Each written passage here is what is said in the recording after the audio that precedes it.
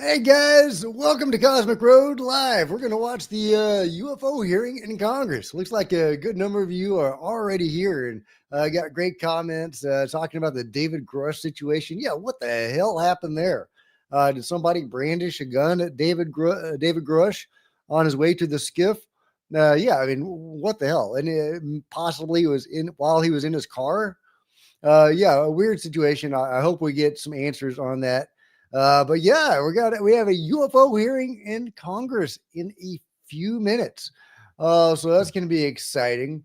Now, the transcripts for the opening statements for I think at least three of the witnesses had been released last night. I intentionally did not read those. Why spoil it for myself? I'm gonna have to hear them again anyway. But if you read them, what did you think about them? Well, let me know. And I don't think that George Knapp released his opening statement, so that's still a surprise. And I believe there was a surprise fifth witness that was added, so that'll be intriguing. Hopefully, this will be a direct participant of the crash retrieval program. Hell, I mean, hopefully that'll be the lady. That'll be Chris Bledsoe's lady. She's the fifth witness. Ah, hopefully, guys. So let's see. What do you guys think? Oh, and by the way, this is going to be kind of an experimental, conditional live stream. I still have a little bronchitis. It's clearing up, but it is still there.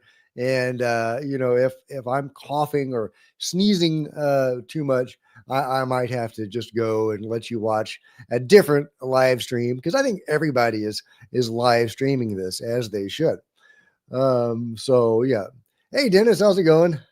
Yeah, Knapp will talk about his Russian interactions. Yeah, I can't wait for that. That's awesome. I mean, we're going to have potentially George Knapp talking about aliens turning people into stone entered into the congressional record because that is one of the incidents that happened in Russia. Crazy, crazy incident. Hey, oh, is that Wixie? Hey, Wixie's here. Good day, everyone. Let's hope we see something. Yeah, me too. Hey, Jumbles. So you hear Lou talking about someone brandishing a weapon in front of Grush. You mean Luna? Yeah, I heard that. That is crazy. I would love to know what really happened. Now they're saying, Lou is saying he's not going to talk about an ongoing investigation. So, which is of course the excuse they always use. And even when the investigation ends, it seems like we never actually hear anything. So we'll see if we get anything this time. I mean, how long has it been since Grush's house was broken into, and we still don't have any clarity on what happened there? So yeah, but it is what it is. We'll see. But yeah, we're gonna have 4 or 5 witnesses today. As far as I know, none of them are direct participants of the UFO crash retrieval and reverse engineering program, but I think there might be that surprise fifth witness. So we'll see who that is. I haven't taken the time to look into that. I also kind of wanted to be surprised today.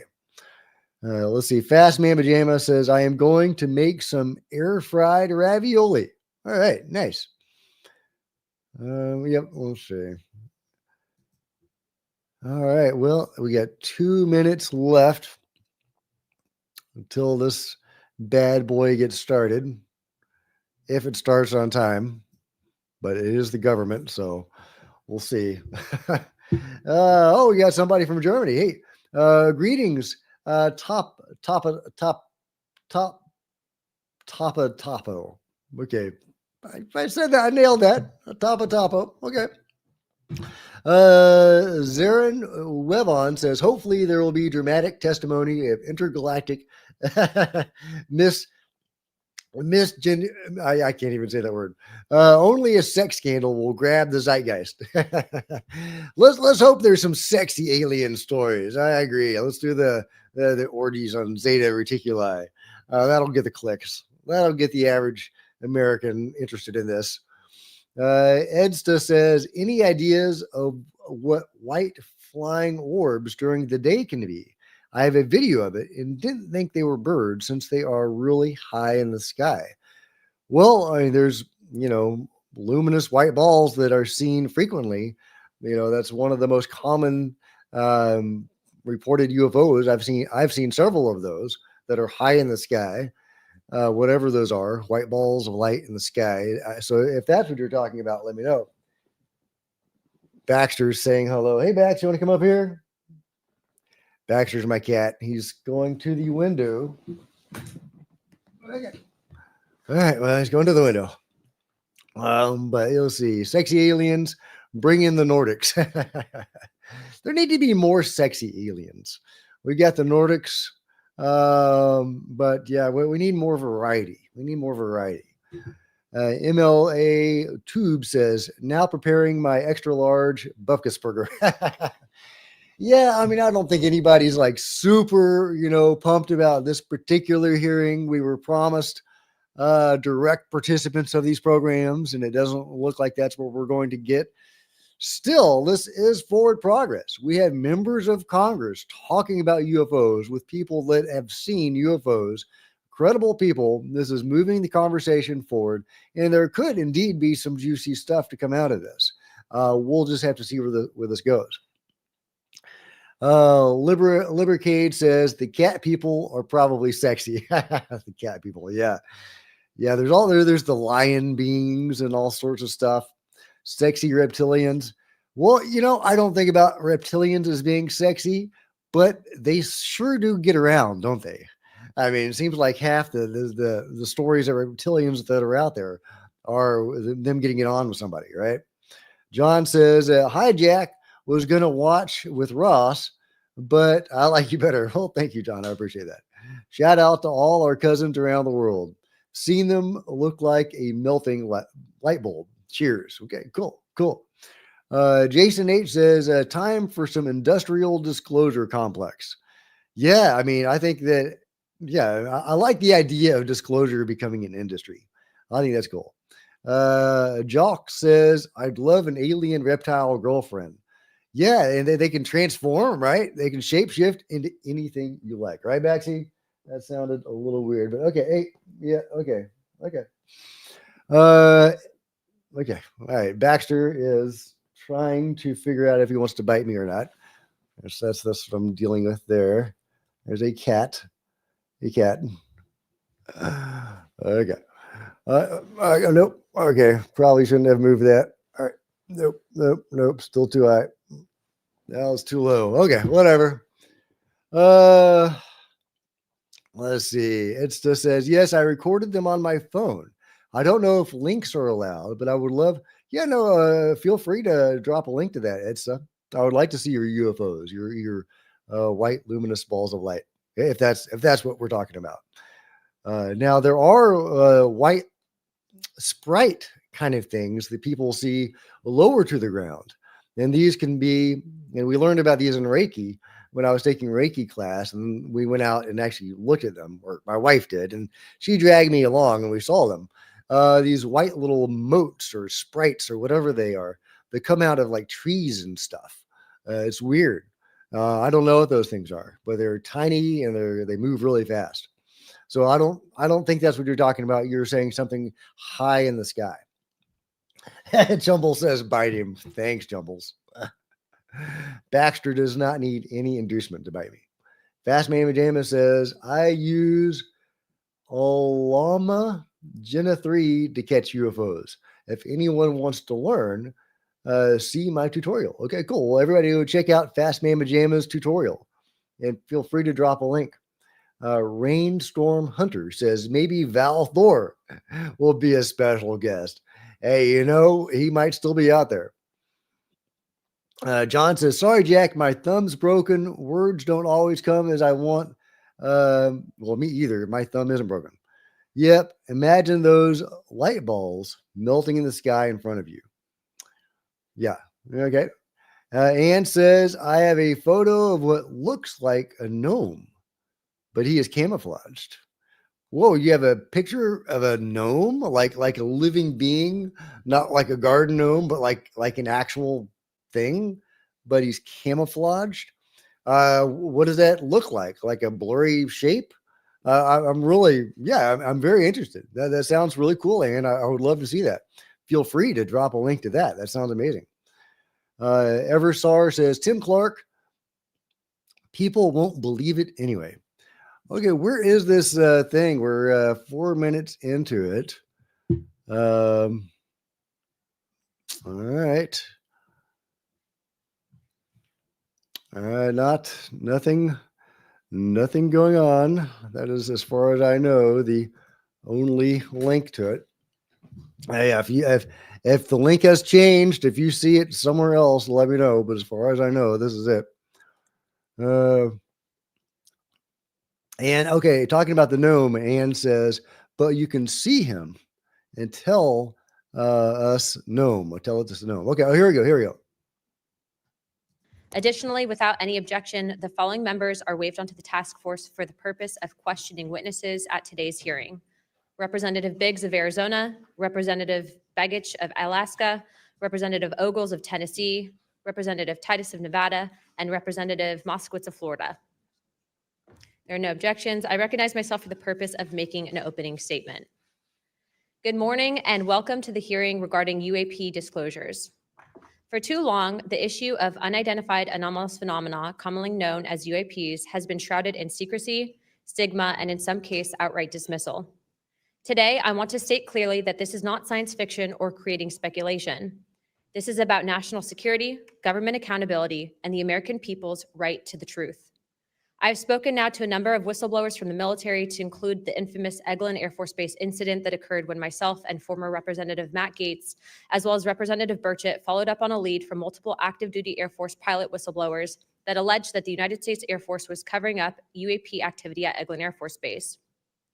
We have heard from a number of whistleblowers, specifically military pilots, that the reason for not coming forward publicly is out of fear that speaking out would cost them their flight status and potentially their careers. This is unacceptable.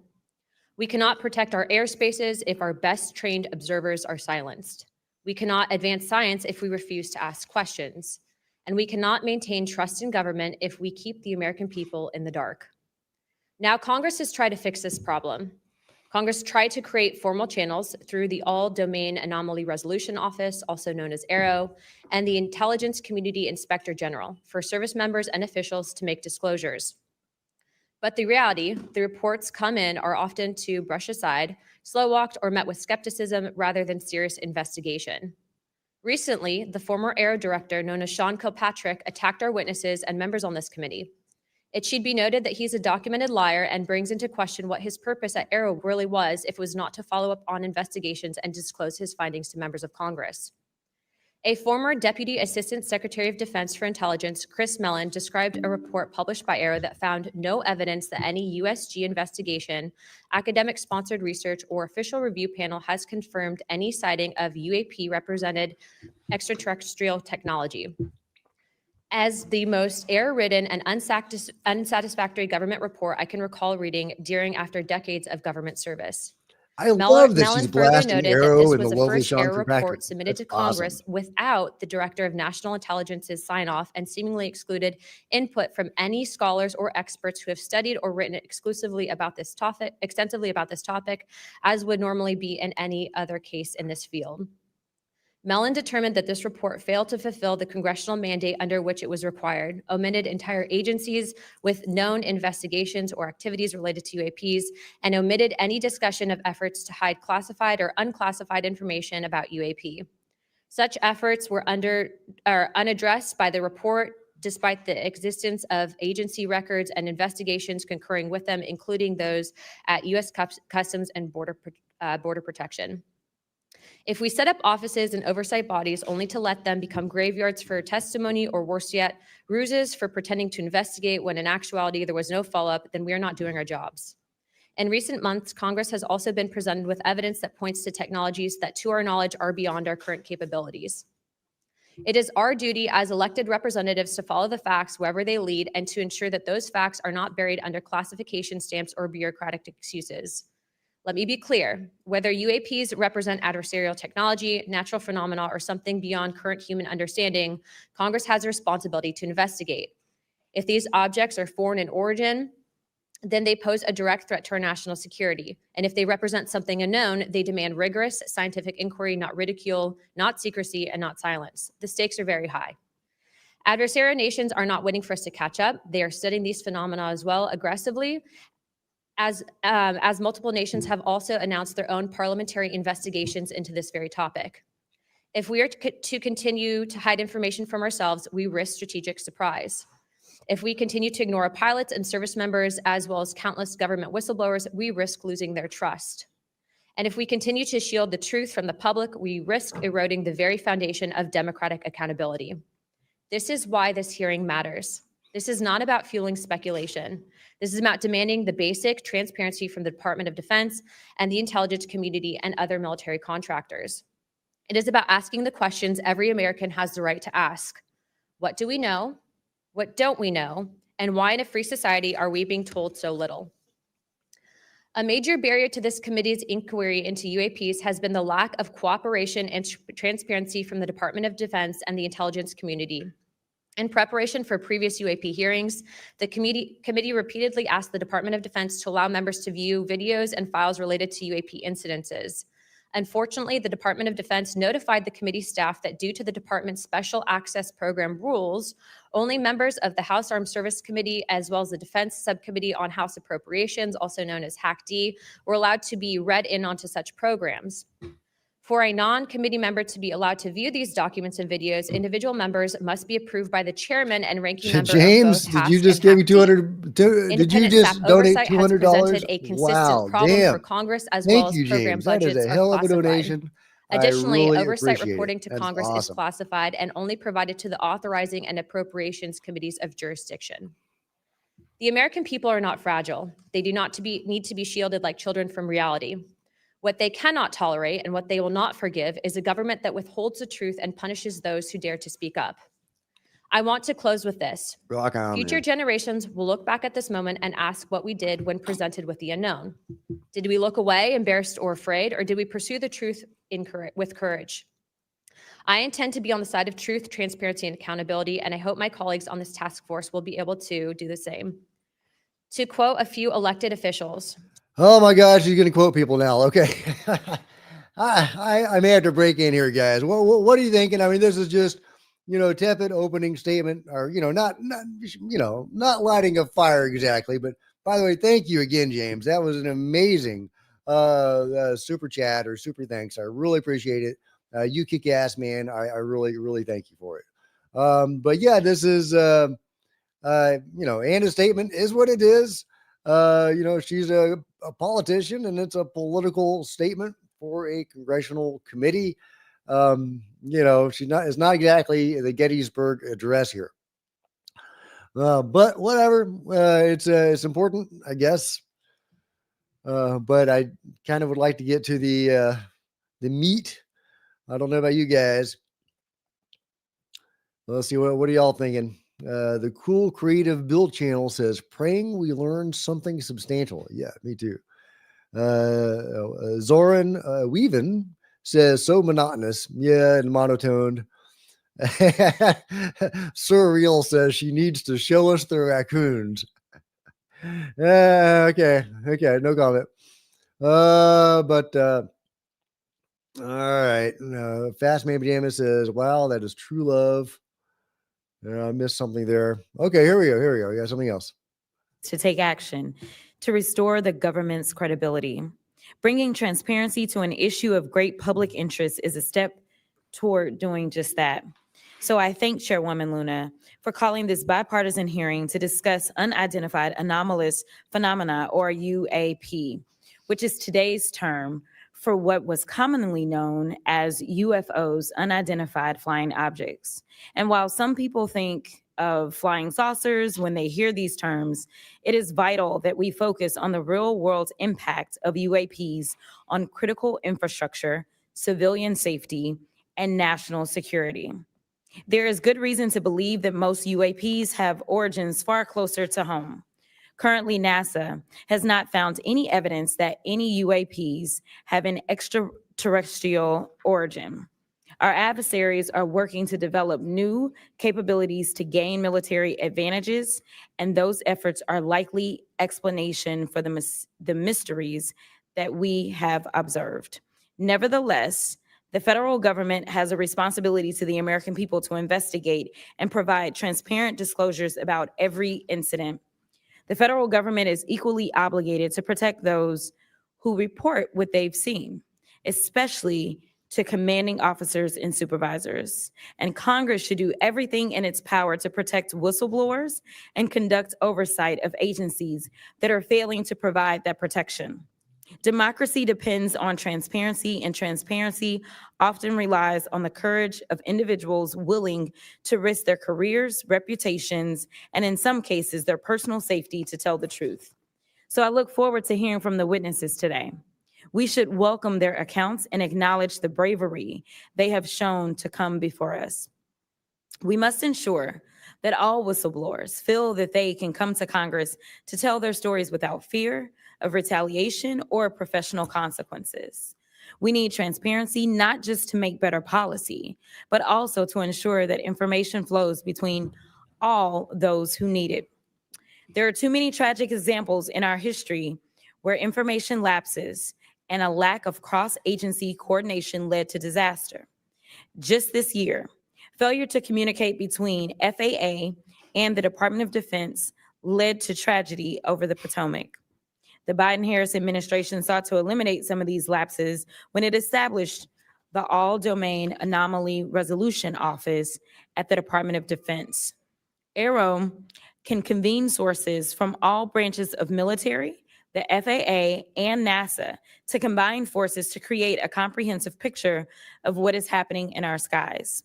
Some UAP reports have perfectly normal explanations: satellites, consumer drones, weather balloons, even pranks. But we need to track down each and every single UAP. The United States has millions of eyes in the sky, both electronic and human. But only the combination of civilian, commercial, and military sources can begin to create a complete picture. So we need to ensure that people can come forward and report what they have seen to the relevant authorities, and they have to have the right to do so without fear of retaliation. This country has a history of dedicated public servants standing up for what is right, even in the face of potential consequences. From the Pentagon Papers to Watergate to torture programs, whistleblowers have not only informed the public, but also empowered Congress to fulfill its constitutional duty of oversight. Past Congresses have written laws to grant legal protection for whistleblowers, and it is up to us to work responsibly with all sources to hold the executive branch accountable.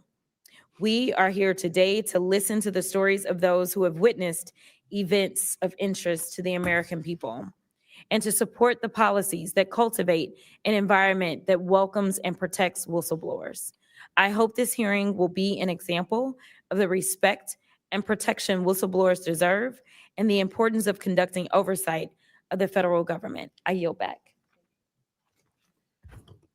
I am pleased to welcome the panel of witnesses for today's hearing. I'd first like to welcome Mr. Jeffrey Nucatelli.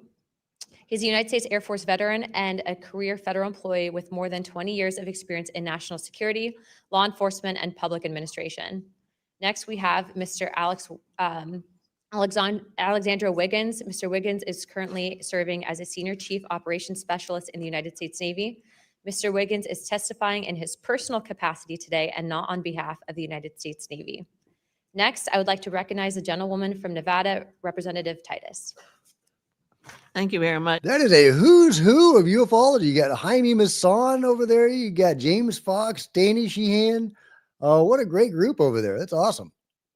Other familiar faces. And looks like Mr. Spielberger is the Porter, fifth on guy. this topic that you're exploring today, UAPs or UFOs. George is a longtime friend, I'll say that up front, but a very respected journalist and a recognized expert in this field nationally and internationally. Just a little something about George. He came to Las Vegas in 1979 and joined KLS television station as a general assignment reporter in 1981. Since 1995, he's been the chief investigative reporter for that channel. He also hosts a national radio show you can listen to on Coast to Coast AM, which covers many of the paranormal topics that y'all are discussing. Over the years, George has been, as I said, recognized for his work. He's been honored with the Peabody Award, the DuPont Award, the Edward Murrow Award, and 27 different regional Emmys for his investigative reporting.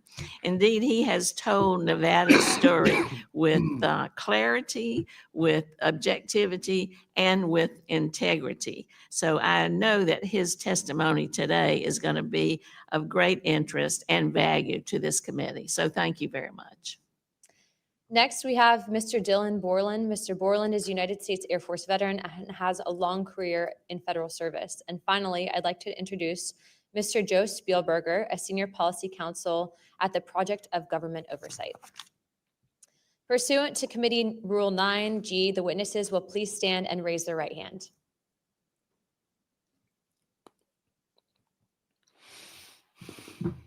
Do you solemnly swear or affirm that the testimony that you're about to give is the truth, the whole truth, and the nothing but the truth, so help you God? Let the record show that the witnesses answered an affirmative. Thank you. You may take your seat. All right, they are under oath, subject to perjury if they are lying. The witnesses that we have read your written statements, and it will appear in full in the hearing record. Please limit your oral statements to 5 minutes, but I understand you have a lot to get through, so if it goes a little over, don't worry about it. As a reminder, please press the button on the microphone in front of you so that it is on and the members can hear you. When you begin to speak, the light in front of you will turn green. After 4 minutes, the light will turn yellow, and when the red light comes on, your 5 minutes have expired, and we will ask you to please wrap it up. I now recognize Mr. Nucatelli for his opening statement. Good morning. Thank you, Chairwoman Luna, Ranking Member Crockett, and members of the task force for giving us the opportunity to testify today. My name is Jeffrey Nucatelli. I'm a former military police officer with 16 years of active duty service in the U.S. Air Force. I'm here today because the American people have both the right and the responsibility to know the truth about unidentified aerial phenomenon. That truth remains hidden, classified and silenced by fear, retaliation, stigma, and confusion. Today, we are here to help break that silence.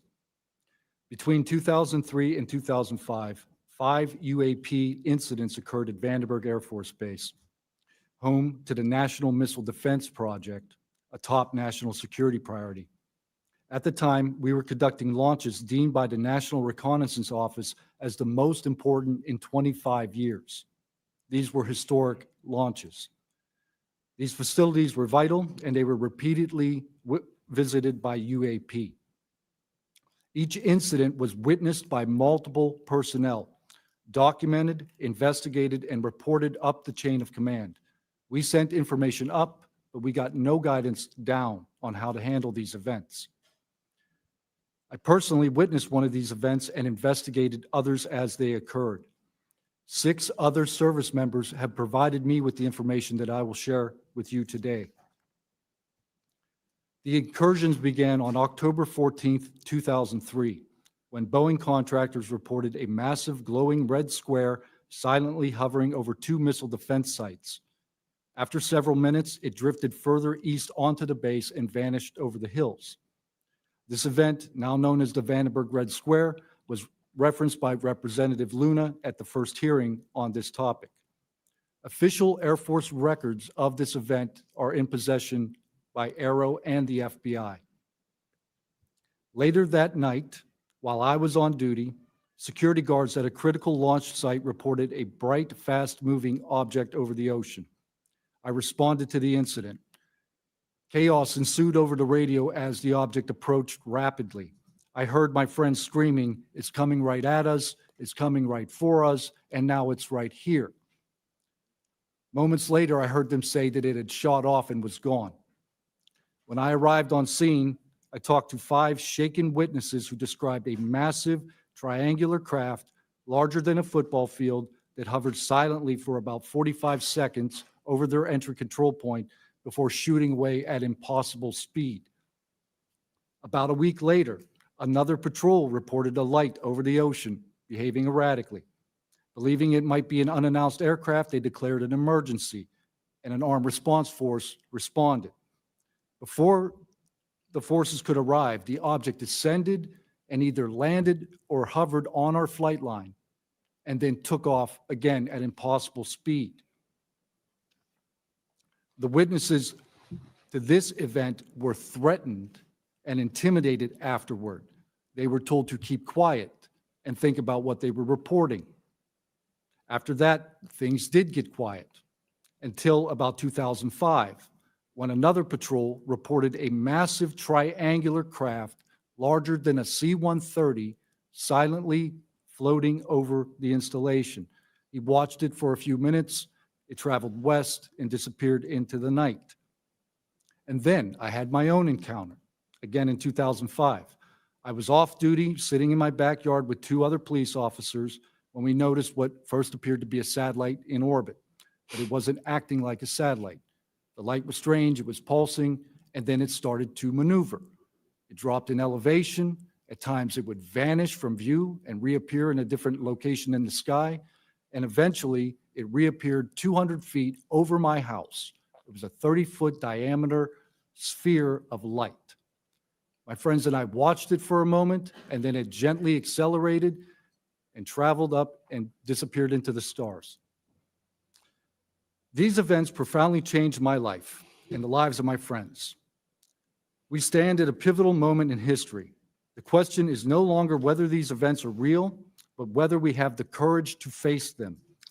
True leadership. Okay, this is all great and everything, but where's the pictures? Where's the video? That's what a lot of you are saying in the comments, and I completely agree. Aren't we past the, I saw a light in the sky kind of thing? I mean, the red square is pretty cool, but seriously, where's the video of the giant red square? Other scientific field. 2, end secrecy and overclassification.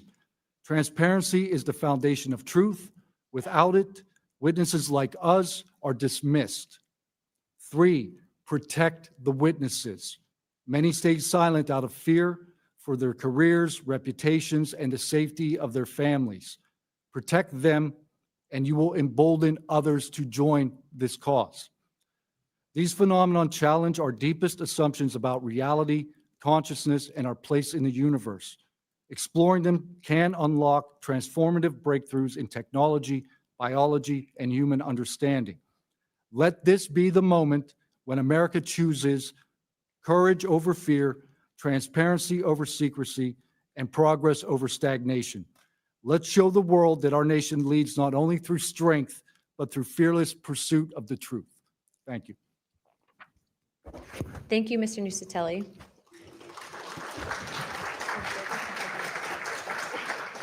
He's not on here. I now recognize Chief Wiggins for his opening statement.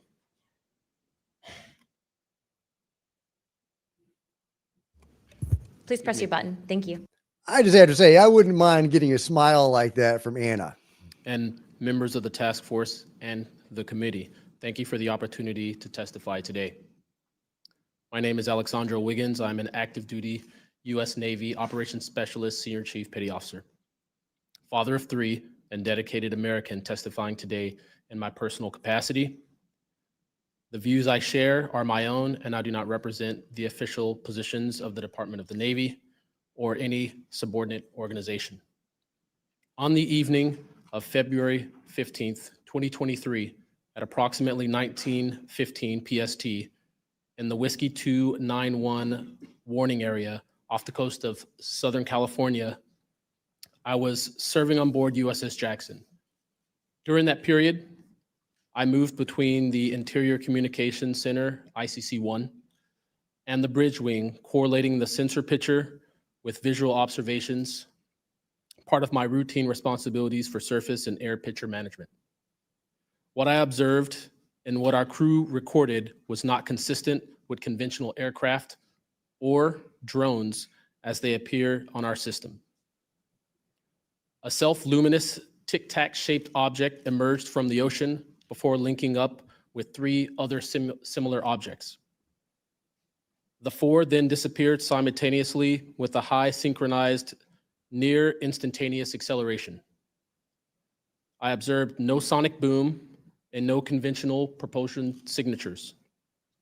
No exhaust plume, no control surface articulation on the Sapphire image system. Shortly after the synchronized departure, radar tracks dropped. These observations were multi-sensor and recorded inside of ICC-1 with time location overlay visible in our source frames that have been made public by journalists. From my experience operating in this region over many years and consistent with our public characterized encounters, unidentified objects reoccur in United States operation areas off Southern California. Yeah, I think we actually do have his videos. But it does argue the systematic stigma-free reporting and for the preservation of sensor data But they should share them here at the congressional hearing where a lot of eyes are on this. with rigor. I want to underscore 3 points for the task force and the committee. Aviation and maritime safety. When crews and watchstanders observe objects that maneuver or accelerate in ways that does not match known profiles and do so near our ships and aircraft, that is first and foremost a safety issue. Standardized checklist and training should ensure we capture the best possible sensor data in real time, including IR settings, slant range estimates, and bearing and range altitude snapshots, and immediate chain of custody for any recordings. Reporting without stigma, protection without retribution. Sailors need to know that reporting UAP encounters will not harm their careers. Congress can help by reinforcing witness protection and by directing the relevant office to maintain confidential, destigmatized channels for service members who step forward with data. Declassification and transparency where possible. The task force declassification mission is directly relevant here, where operational security permits releasing metadata preserved sensor excerpts or at least technical summaries would improve public trust and accelerate outside scientific scrutiny. That includes, when feasible, the time geo-reference IR frames and radar parameters needed for independent analysis. To be clear, I am not here to make claims beyond my lane. I am here to provide a firsthand account of what I saw, what our systems recorded, and why it matters for safety, for intelligence, and public confidence. My request to you is practical. Help us capture, protect, fairly evaluate the evidence, and provide a safe pathway for those in uniform to report it. In closing, I want to thank the committee and the task force for holding this hearing and for placing this discussion in a forum where evidence can be examined carefully and openly. I appreciate your attention and stand ready to answer your questions. Thank you. Thank you, Chief.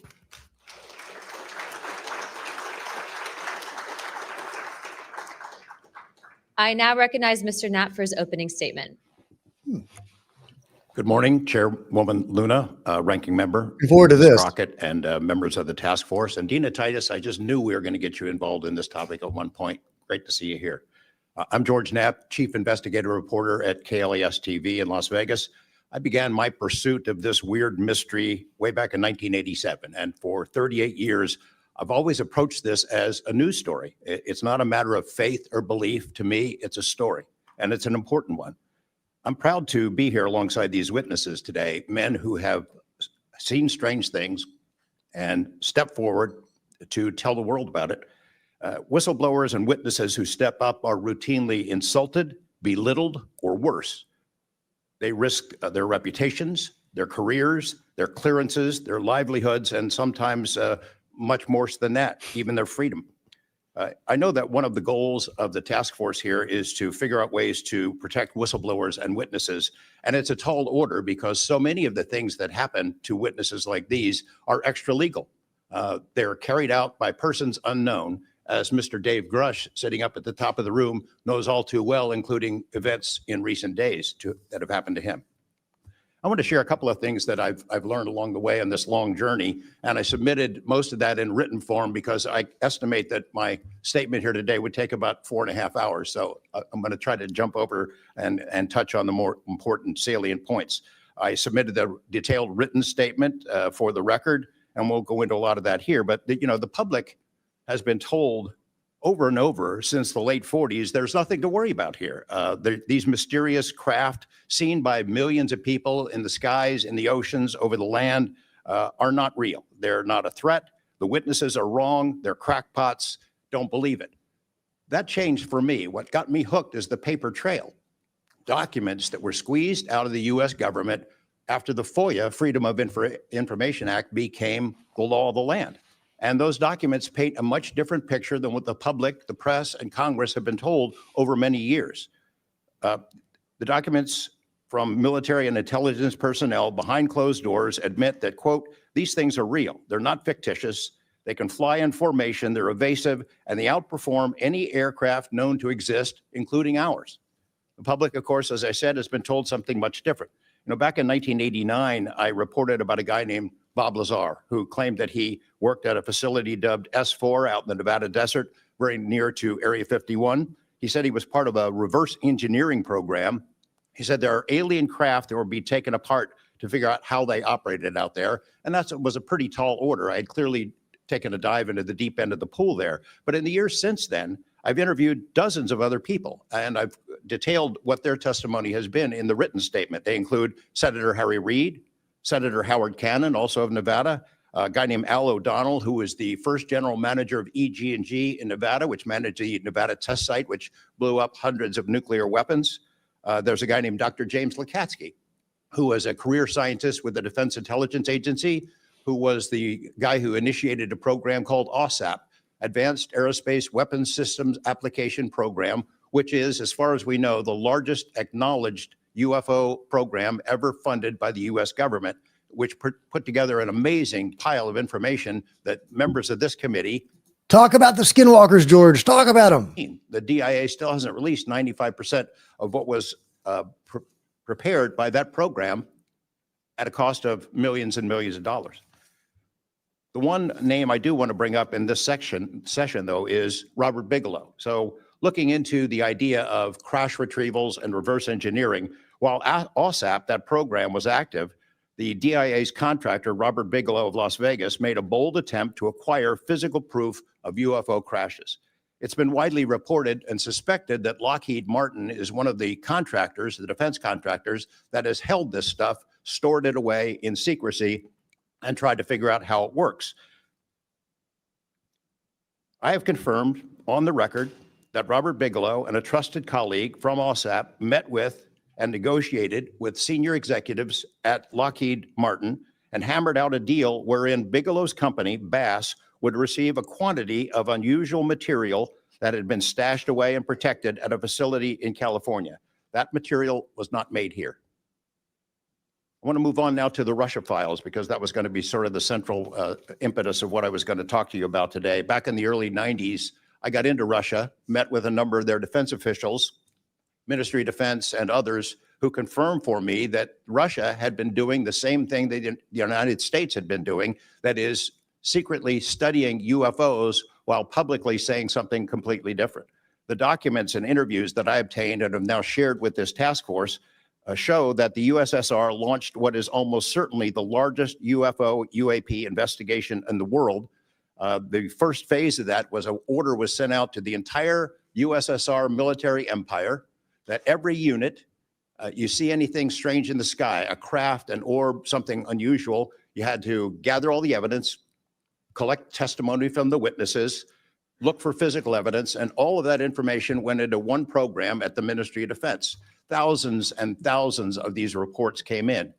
A lot of them were first routed to the KGB, but then back to another program that came after this collection effort called Thread 3. And Thread 3 was an analysis program. We have provided to the committee the documents of what they were trying to do. And essentially, they were trying to build their own UFOs. They were using the information from their observations and studies to try to figure out that technology. The guy who was in charge of that program, Colonel Boris Sokolov, told me that their goal was to basically develop technology that would be superior to anything we had based on what they learned from UFOs. Mr. Knapp, just in the name of time, Sure. to my understanding, did you have anything you wanted to submit for Congress to see in this committee? I have submitted those documents. Would you like to play any videos? Do you have a video that you would like to play? I don't think it's for me to. Video. Come on, George. Show us something juicy. Alexander's video. Okay. You could play it. He could narrate it. Okay, we can, in the name Oh, of showing okay, that we're video to doing everyone on Wiggins task force, video? we'd like Okay. to play that video at this time. Sure. Oh, I mean, it's a video. UFO video. Military footage. Good stuff.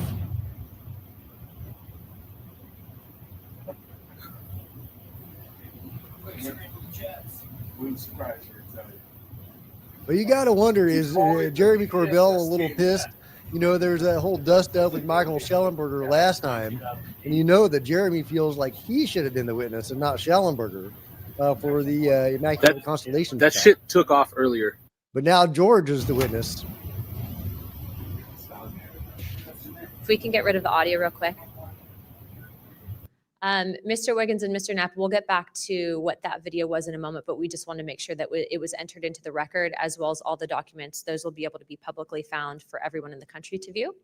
If we could, Mr. Knapp, we'll continue on the line of questioning, but I'm going to move on to Mr. Borland's opening statement. Lame. Good morning, members of the He was the task only good force and the speaker. committee. I would like to express my gratitude for being invited to testify to the current task force created under the People's Chamber and the American public. As an American citizen, veteran, and intelligence community professional, it is an honor and a privilege to serve under oath before you on behalf of our country. I speak for myself and no former agency or company I have been previously affiliated with. My name is Dylan Borland, a former 1N1 geospatial intelligence specialist for the United States Air Force in an active duty enlisted capacity from 2010 to 2013. I've also been employed with BAE Systems and Intrepid Solutions as a senior analyst, expert in analyzing video, radar, and advanced electro-optical imagery for official identification of aerial order of battle, as well as naval and ground order of battle. I'm a federal whistleblower, having testified to both the ICIG and ARROW with direct firsthand knowledge of and experience with craft and technologies that are not ours and are reportedly operating without congressional oversight. Because of my direct knowledge of the reality of certain legacy UAP programs, my professional career was deliberately obstructed, and I have endured sustained reprisals from government agencies for over a decade. From 2011 to 2013, I was stationed at Langley Air Force Base, Virginia, conducting 24-hour operations via manned and unmanned aerial vehicles for Special Operations Forces in the global war on terror. During the summer of 2012, my team was on standby for weather, and I returned to my barracks on base, and at approximately 01:30, I saw an approximately 100-foot equilateral triangle take off from near the NASA hangar on the base. The craft interfered with my telephone, did not have any sound, and the material it was made of appeared fluid or dynamic. I was under this triangular craft for a few minutes, and then it rapidly ascended to commercial jet level in seconds, displaying zero kinetic disturbance, sound, or wind displacement. Some years after that experience, I was further exposed to classified information from the UAP legacy crash retrieval program through a sensitive position I held within a special access program. During this time, intelligence officers approached me in fear for their own careers, citing misconduct within these programs and similar retaliation that I was already enduring at this time. These issues include medical malpractice committed by Veterans Affairs staff, denial of work I performed while enlisted in the United States Air Force, forged and manipulated employment documents, workplace harassment, including colleagues being directed to not speak with me, manipulation of my security clearance by certain agencies, blocking, delaying, and ultimately removing my ability to be employed within the IC. The retaliation I face and the retaliation against individuals I know who worked in these programs is what convinced me in March 2023 to become a whistleblower. I came forward out of concern for people's lives and to ensure I did everything I could to let our Okay, the retaliation sucks and everything. Absolutely respect that. But did he just breeze over the UFO control group? He says he has direct knowledge of the UFO control group, the legacy programs, and then he just breezed right over that. With Arrow due to assessments they were reporting publicly at the time as a misrepresentation of the truth. Because of these concerns, I did not share sources and methods information in order to protect current and former federal personnel who had firsthand exposure to technologies of unknown origin. I did not want anyone to face further retaliation beyond what they had already endured. And unfortunately, a staff member ended up getting in some trouble because of that. After David Grush testified under oath in the summer of 2023 and provided historic disclosure, I was then asked to go to the ICIG and did so in August 2023. It was very clear early on during my intake interview, which was video recorded under oath, that the objective was to solely assess how much I know and not move forward with an investigation with new information I provided them. The aftermath of that IG complaint still troubles me to this day. Since my ICIG complaint, I've been prevented from resuming prior employment and can confirm I'm still blacklisted from certain agencies within the intelligence community. In addition, multiple agencies attempted phishing attacks to assess what I had divulged to the Inspector General, including being asked to disclose details of my ICIG complaint during a CI polygraph for a position unrelated to UFO UAP matters as recently as November 2024. As I sit before you today, I and many other whistleblowers have no job prospects, no foreseeable professional future, and a nation every single one of us came forward to defend. Numerous individuals have come forward in various ways to reveal the truth of the UAP reality as patriots and defenders of our nation. Yet many feel discarded, isolated, hopeless, separated from the country they serve. Efforts to rectify this situation for all whistleblowers have been difficult and troubling.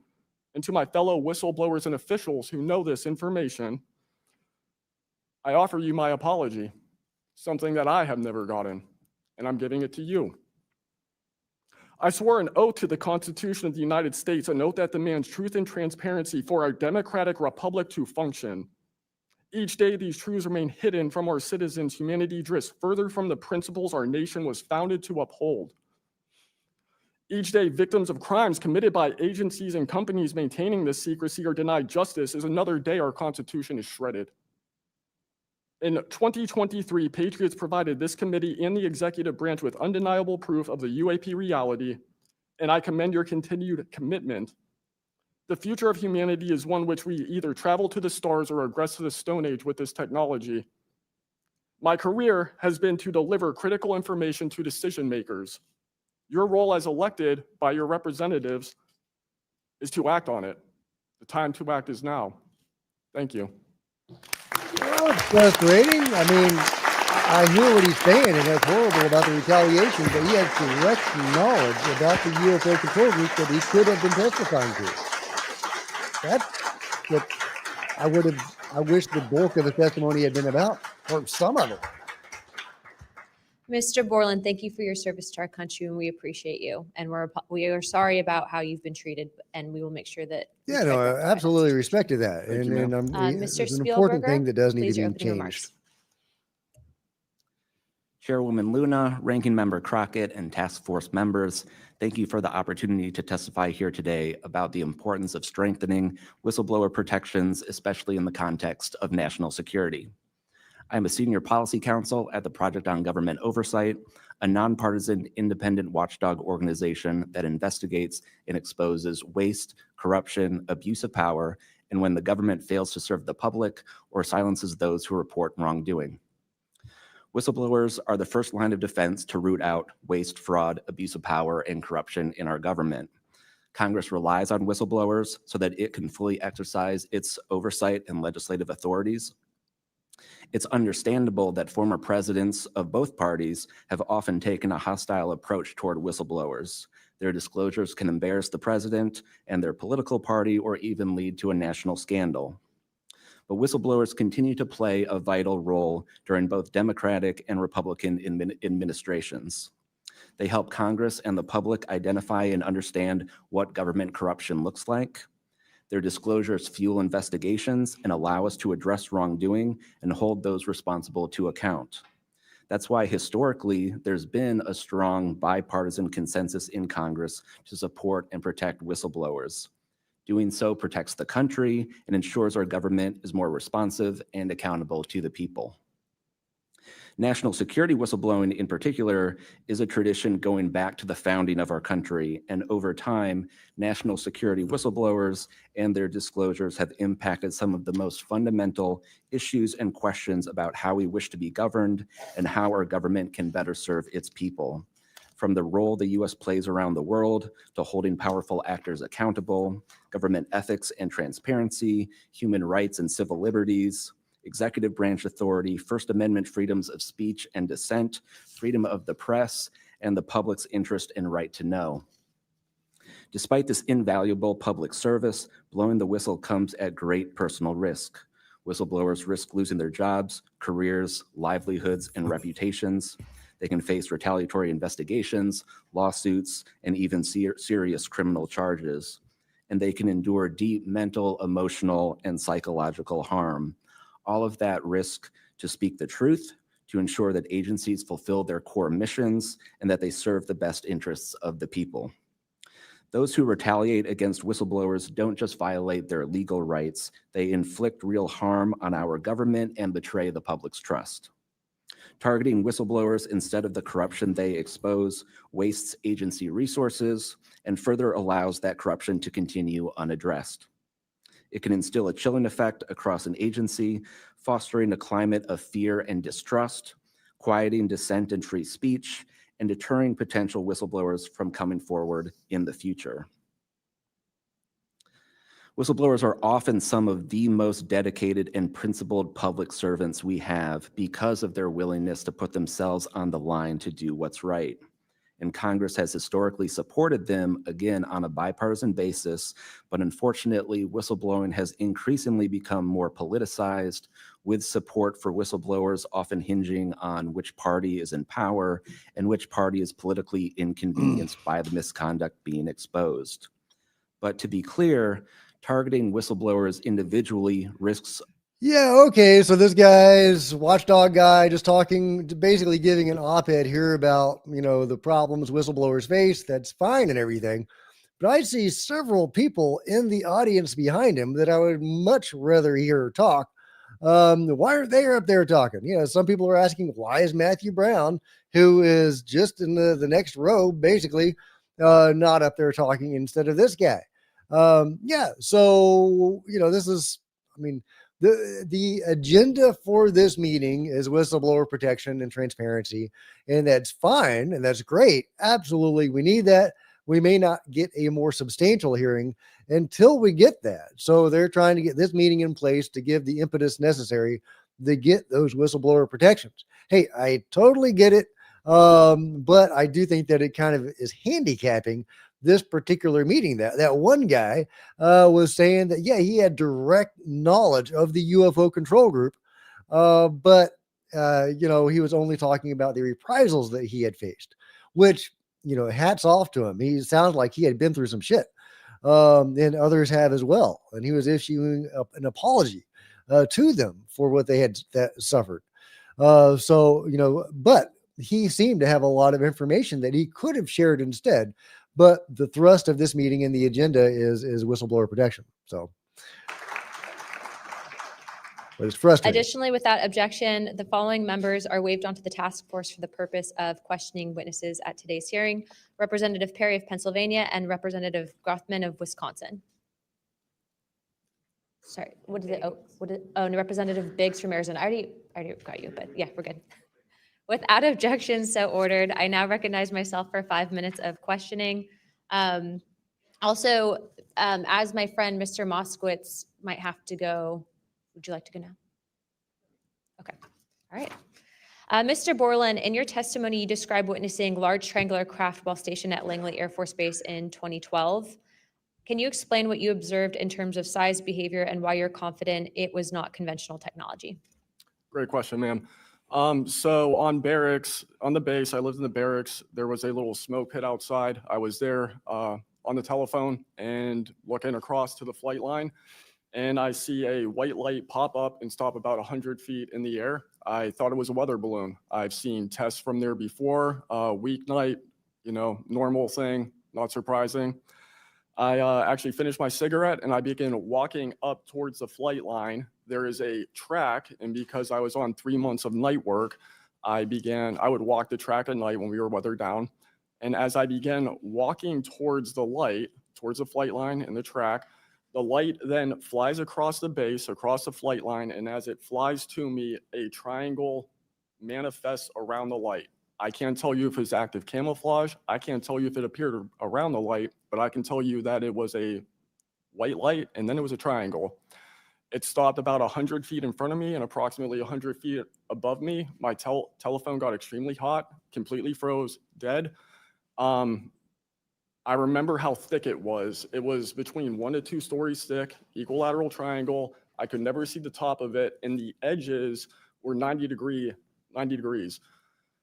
There were 4 lights in total, 1 light on each corner and a larger light in the center, 2 to 3 times the size of the corner lights.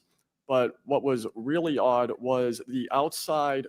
The best way to describe it is like looking at a James Webb telescope picture where you have the colors and then the black background. So the craft itself was this black metallic flake paint, but on top of the craft was this gold, lava, plasma, some type of fluid going over and around the craft. I'm under this for about 2 to 3 minutes. And then the center light flashes 2 to 3 times, no sound, immediately shoots up to commercial jet level minimum, in my opinion.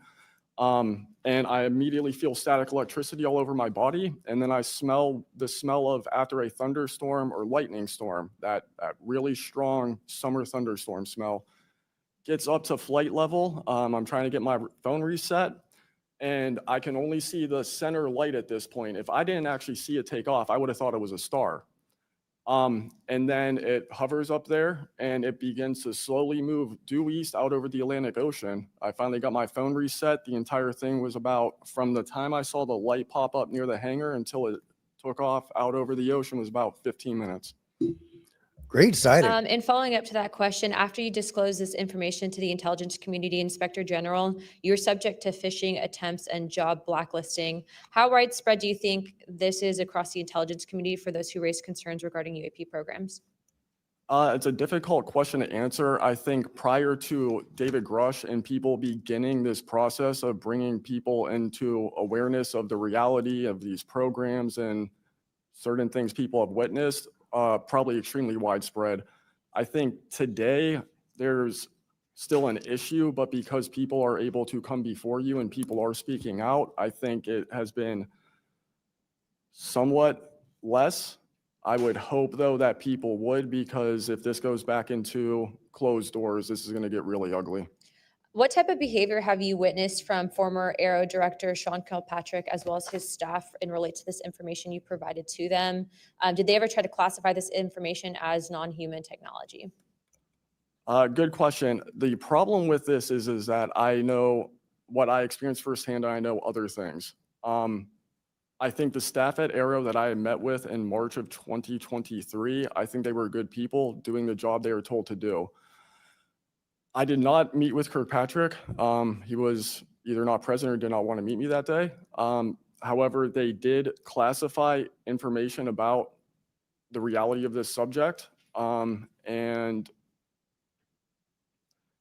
it was very concerning because in my Aero MFR, they had actually referenced a former staff member that was the one who told me to go there, and they probably shouldn't have done that. And real quick before my time is up, and we might go to second round of questioning just so you're all aware, how important, given everything that you've seen and experienced, is the UAP Disclosure Act of 2025 in restoring both public accountability and trust? I think very important. I would hope, though, that the 7-year window could be shrunk, my opinion, but very important. The truth needs to be known. Thank you very much. I now recognize Jared Moskowitz. 7-year window. Is that the 7-year plan of disclosure? Thank you, Madam Chairwoman. Thank you for allowing me to wave on to the committee. I remember Band-Aid off? Okay, I the like it. last committee when we had a bunch of former military personnel folks that either served on bases, were pilots, or were in different programs experiencing knowledge. It made me recognize that the narrative has changed, right? It's politically convenient for the government if you all weren't military folks in suits It would be much better if you pulled up in Winnebagos and were wearing hats. And so the picture of this, because that's important for the American people on how you tell a story, what the message looks like, and who the messenger is. So this is now the second or third committee where we have former military folks with impeccable records, with information and knowledge. And it's definitely clear on a bipartisan basis that we have to protect our whistleblowers. There's no doubt. And in a day in which it's really hard to tell what's true or not from a political standpoint. And so I don't really know what is true. I don't know on this subject. But I do know when we're being lied to. And we are definitely being lied to. There's just no doubt about that. Mr. Wiggins, I want to talk to you. I find your background and testimony compelling. When you first saw what you were looking at, what were your first thoughts? My first thoughts were, I think everything that I was told and taught as a kid and as growing adult no longer, was applicable. If I'm able to see something that I thought defies gravity in such a way, then what else could be possible? That was my first thought. So did you think what you were looking at was a weapons program that you were unaware of, or did you think what you were looking at was obviously some extraterrestrial piece of technology? Neither one of those crossed my mind. It was just. How about now? What do you think it is now? I'm not the expert. I think it. I want to be as skeptical as everyone else and just hope to know the information. Anyone in the U.S. government tell you what you were looking at to try to dissuade you from what you thought it was? No. So no one was like, oh, there was some anomaly with the technology. No one from the government did that? No one. How do you think you were treated when you reported this information or have talked about, the Tic Tac video is well out there. It's well reported. How were you treated? I've had no pushback at all. I haven't had anyone reach out to me or try to, dissuade me in either direction, militarily speaking. So I was treated fair, and I appreciate the Navy itself with assisting me with coming here to being able to testify. That's good. So what do you think the American people should take away from watching your video, right? Because when we watch it, obviously, right, we've never seen anything like that. It defies what we know to be technologically possible. What are we supposed to think? Someone's lying about something. Someone's hiding something, right? That's not normal what you looked at. I think what the American people should think when seeing that video, along with others before me, is that there is something out there, and we should know as the people what it is. Right. And so let's eliminate yeah. possibilities. So they didn't come to you and say there was a technological error with what you were looking at. So we put that aside, right? They didn't say it was broken. So we look at that and we see something. So it's either a weapons program being reverse engineered by our governments or other governments, or it's nobody's government and it's not from here. Those are it. You agree with that assessment? I agree. One or the other. Mr. Borland, when you first experienced what you were looking at, what did you do next? Like, what was your next step after it had passed and you were done? I actually kind of laughed to myself and said, okay, so this exists as well. Worked in enough programs, been exposed to enough that I was like, okay, so this is a real thing. I went back, walked the track, talked with a couple of my friends about it. I did talk with some of my coworkers, one in particular, which I thought was a joke, and it definitely wasn't, was like, you probably should never say this to anybody. And then what happened to me happened. So. What about you, Mr. How do you pronounce your last name? Nucatelli. Nucatelli. And sorry, I know I'm running out of time, Madam Chairwoman. So obviously your incident happened well before we could record things on cell phones and things of that nature, right? What did you do when you first experienced? Because what you saw, right? You saw it happen like right out of your base. Correct. So tell me what you did after you saw that. What was like your next move? And I want to hear what your experience was. My next move, I went into my house after it left. I made sure no one had been abducted, and I picked up the landline. I called the Security Forces Command Center. I reported it. I requested that they give me a call back and make notifications up the chain of command. I got a call back in about 15 minutes.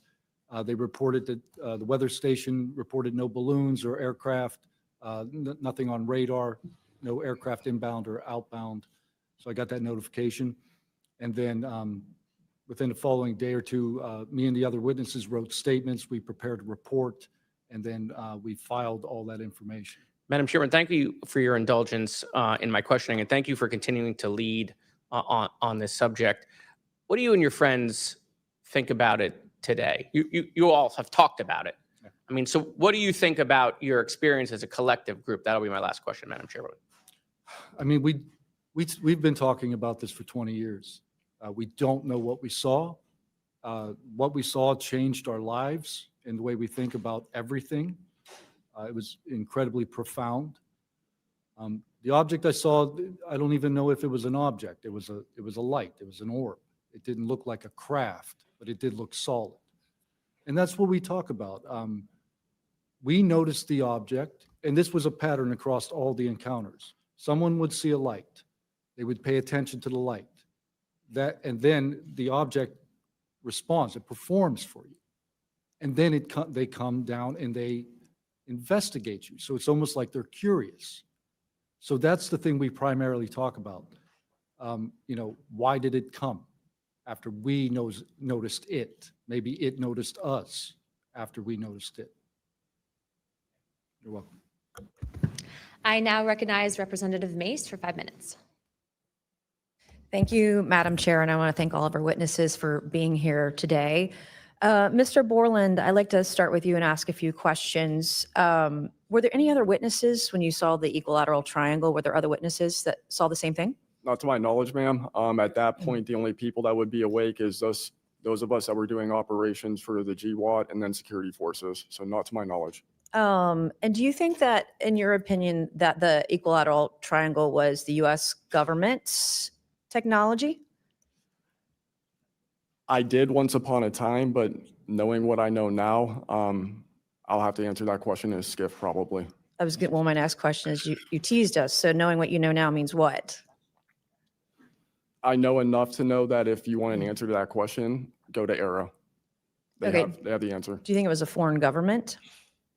I do not, no. And Arrow is supposed to be disclosing. The last time I was in a skiff with Arrow, they said they were going to be doing disclosures. Had they been doing much of that? I don't have an answer to you you. I don't know. I know what Arrow reports publicly, and I know what I've been through. Yeah. And some of this stuff can be, I think, debunked, right? Sometimes there are weather balloons that look kind of a little funky, or drones or whatever, depending on the angle, direction, speed, etc. Are you scared for your safety? That's a complicated question.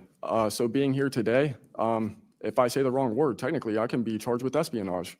Espionage is a death penalty. Whistleblowers have faced it. John Kiriakou, for example.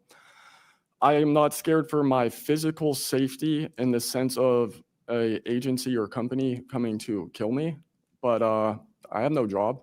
My career has been tarnished. I'm unemployed, living off of unemployment for the next 3-4 weeks until that's gone. So it's a complicated question. Have there been stories leaked about your life to try to discredit you in the public eye? As of now, I don't know. We know they did that to Mr. Grush. I am aware. Yes, ma'am. They leaked his private medical information, horrific things. It is. Okay, you said in your testimony earlier with the chairwoman, you know other things. I guess it has to be mentioned in a skiff. It would. The other things. It would, pending I'm even legally allowed to speak on, and the people in the room are even legally allowed to hear it. And is that, would we need to know the compartmentalized word, like what the code word is, or the name of the program, the special access program, in order to even hear it? You have to know the word, right? I would the name of it, right? I would suggest that to be asked to DNI Gabbard and work with her for that, because I can't give you the answer on what is the But requirement. this is to what do the that. U.S. government does, right? They compartmentalize the information. Only certain people know the name of the program. And if you don't know it, you can't get the information. If you don't have the name, you don't know what to ask for. Even when we're reviewing the budget, we go into a SCIF, we look at DOD budget and the budget of like black box programs, and we don't know what we're looking at because we don't know what these programs are. Is it a way for the government to hide from Congress what's really going on and where the money's going? In my opinion, absolutely, yes. You mentioned too in your testimony earlier that, quote, you went to speak with the government and they said somebody's name, a colleague's name, and you said they shouldn't have mentioned that staff person's name. What does that mean? A Senate staffer who is the one who helped me get to Arrow recommended me I go there, gave me the email and the phone number because I could not find that information at all at the time. In fact, I believe you guys have talked about how Arrow didn't even have a website for quite a period of time. We were told they were going to do disclosures, both what they've debunked, because some of it can be debunked, and then what they haven't been able to debunk. And to my knowledge, it hasn't been a thing. I only have 1 minute left. So Mr. Knapp, we were definitely going to watch every documentary. You guys have you and Jeremy have done a terrific job. I usually have more questions than I have answers. I think we all do. And you guys are doing a terrific job of bringing information to the public. Do you think that any of this is a psyop by the U.S. government? Entirely possible. I mean, our government and other governments have admitted that they've tried to use UFOs to cover secret projects. But I think they also do some reverse engineering of those claims. So years after people start seeing UFOs over Area 51, for example, they come up with the story, oh yeah, that was, we planted that story. So I read in a major newspaper just a couple of weeks ago, they planted this story. An Air Force colonel went out into the desert, went to a bar at Rachel and gave them some fake UFO photos. And that's how the whole story about Area 51 started, which is preposterous. Yeah. And I didn't even get to the crash retrieval program stuff yet, Ms. Chairwoman. There's just so much. Okay. Thank you so much for your time today. I wish we had more time. Thank you, Madam Chair.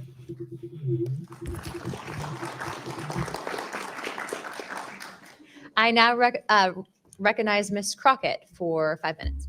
Thank you so much, Madam Chair, and thank you so much to each of the witnesses that have come before us today.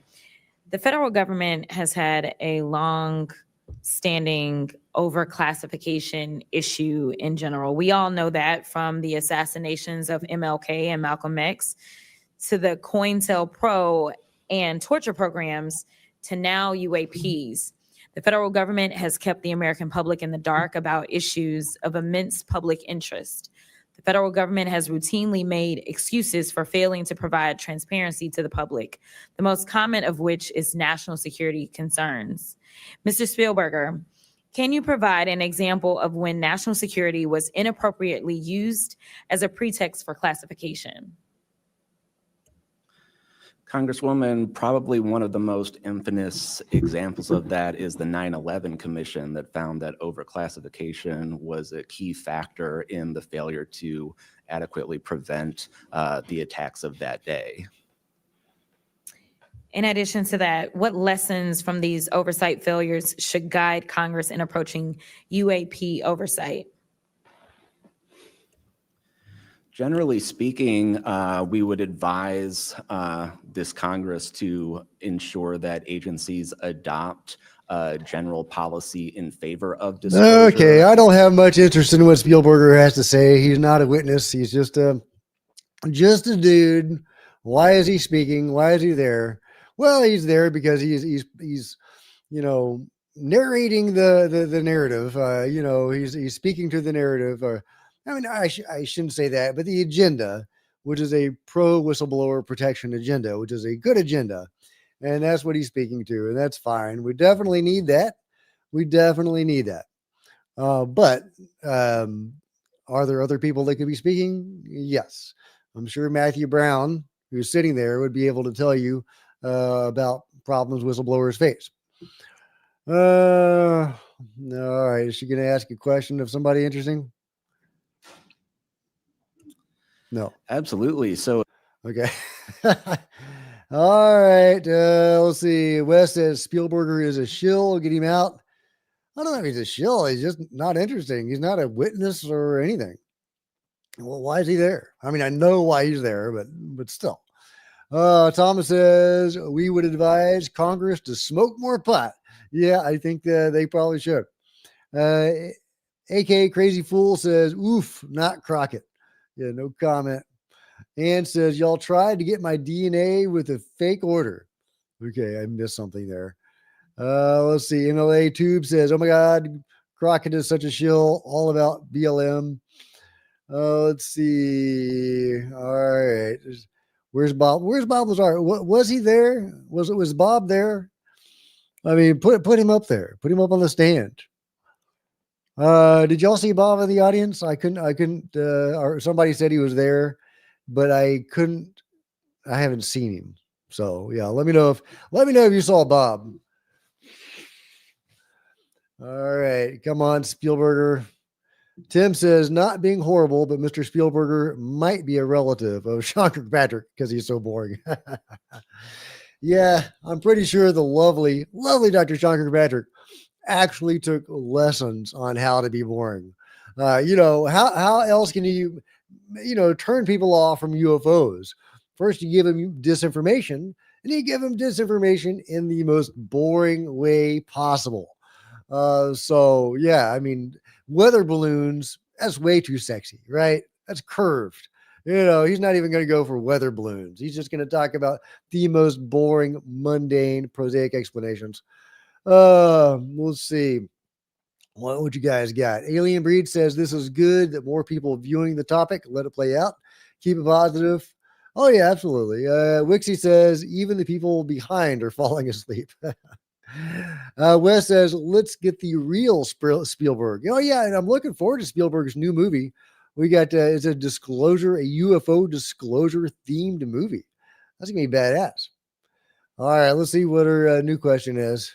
Because for once, I feel like we are focusing on governing, which should be about transparency. The reality is that we cause more harm than good when we allow a lack of transparency to fester. It allows for all types of conspiracy theories instead of us actually making the investments that we need to make to get the information and actually provide it to the American people. The reason that I wanted to focus on making sure that we answer some questions specifically around the protections of those that are willing to come forward is because the only way that we can make this government actually work for all of us is if no matter where you are in this federal government, you feel as if you are safe when you come forward with information Totally of legit. any issue. And so I do want to thank you for all of your stories. The reality is that we only get 5 minutes and the vast majority of everything that you have to say cannot be contextualized within 5 minutes. But I know that my colleagues are going to get to kind of pulling some more of that out. But again, I really just want to thank you for your courage in this moment and thank you for your service to our country. Well, good statement, but she spent all her time on Spielberger. I now recognize Mr. Burchett from Tennessee for 5 minutes. All right, Tim in the Thank you, mix. Chair Lady, and thank you, Ranking Member Crockett. I see a lot of friends out there, and I see a couple enemies, so I'll kind of remember that. But it's a pleasure being here. I want to remind people, too, this thing is an ongoing deal. We're not going to get this overnight. We've been fighting this battle, some of y'all, for 30 years and maybe longer. I hope we just keep focused on what we're trying to get to is total disclosure. We get a little wrapped up in a lot of things, but the government has something and they need to turn it over to us. We pay their dadgum salary, you pay our salary, and you ought to get more out of us than you do. And that's what disgusts me about this whole thing. I think they're just trying to run the clock out on us, really. They'll poke us a little and they'll make jokes to us and try to pull us off the target, but I think we know where we're at. And that's why they're firing at us, because we are over the target. My first question is Mr. Knapp. I recently introduced the UAP Whistleblower Protection Act to help provide whistleblower protection to federal personnel for disclosing the use of federal taxpayer funds to investigate UFOs. I still don't want to say UAPs. How can Congress further increase whistleblower protections? I think you got to unleash the dogs and go track down the money and where it goes, because a lot of this stuff has been moved out of government. Sure. As you know, Rep. Burchett, it's been given to private contractors who stashed it away. They've had it for so long that there's nobody left inside government, or very few, who know where it is. And they do that to keep us from FOIA, correct? Yeah, it's to I mean- keep it from FOIA. And I think that the contractors who've had this stuff for a very long time set their own standards about who is allowed to know what. And it's a very small group that ever cracks that. I think Representative Luna has been looking at the use of classifications to hide things. I'm not sure that even this committee getting security clearances that should allow you to see this stuff would allow you to follow where it really goes. I worry about the people that are looking at it and don't even know what they're looking at. I mean, it's gone through so many, I mean, since Roswell, for instance. I mean, you think there's nobody even alive that was around any of that stuff. Yeah, So I don't think they've made much progress from the people that I've talked to. I don't think they've made much progress in learning that technology. Might have made some, but you wonder, the implication is Tic Tac. Oh yeah, that's ours. What flew over Washington, D.C. in 52, is that ours too? When are you going to break that out? You guys authorized tens of billions, hundreds of billions of dollars on weapon systems that can't do half of what we've seen UFOs do. So when do they break this out? If it's really a classified project, could change the world. I don't think they've made much progress, and I think they've been lying to us and to you and the rest of the world, and they're still doing it. yes, sir, I agree with you. How did you manage to obtain the classified Russian UAP documents, and how did you get them back in the United States? Well, I met this Russian physicist who was in the United States lecturing. And I want to on- clarify that I can't even take a thing of honey home on my airplane Yeah. when I fly back to Tennessee. Yeah, So, I did something pretty dumb. and I'm if they- bitter about it, but Yeah. go ahead. I did something kind of dumb. I met with these officials who, during that time period, glasnost, perestroika, the Russians were trying to open up to the world. And I saw it as a window of opportunity, and it was. And we were able to talk these folks into providing us information that otherwise we would never have seen. Some of that was classified. I found out that they only stamped the top pages of these documents that were classified. So I just removed them. I removed those pages and I carried them out. And if they'd caught me, I'd be in a gulag still. Yeah. We'd be saying, what happened to George? Thank Knapp? God George Oh, isn't yeah. in a gulag. What happened to the Russians that came forward to you in 1993, and were there any repercussions for them? Well, there were. The first thing that happened when I talked about this after getting back and going through the files and things and sifting through it, the Russian physicist who had helped us be introduced all these people wrote back and said there was a huge eruption, that there was the real right, far autocratic forces that wanted a return of the USSR had really go after these guys. They described them as traitors. Nikolai Kapranov, the physicist friend of mine, said, look, if this had happened 5 years earlier, we would be in prison. If it had happened 10 years earlier, we would have been shot. Right. Luckily, at that point, Putin was not in power, but none of those people that we talked to on that trip in 1993 would ever talk to me again. I went back in 1996, and it was like I had the plague. I spoke to different people, but they were scared. And eventually, the story was spun where the Ministry of Defense officials who gave us this information were described as ufologists who said there was nothing really significant to these files. They didn't really find anything a big deal. And I can tell you, you'll see those files that I shared with you. They did find stuff. There was an incident in October of 1982 over an ICBM base where UFOs popped up, was observed over this base where the missiles are pointed at us, United States. These UFOs perform incredible maneuvers. They split apart, they fuse back together, they'd appear and disappear. And right at the end of this 4-hour period, the launch control codes for the ICBMs lit up. Something entered the correct codes. The missiles were fired up and ready to launch, and they could not shut it down. The Russian officers were panicking. The UFOs they disappeared. The launch control system goes back to normal. Colonel Sokolov and his team came in, took the thing apart, could not figure out what it was. It wasn't a power surge or EMPs or some of the baloney excuses that our country has given for similar events involving our nuclear missiles.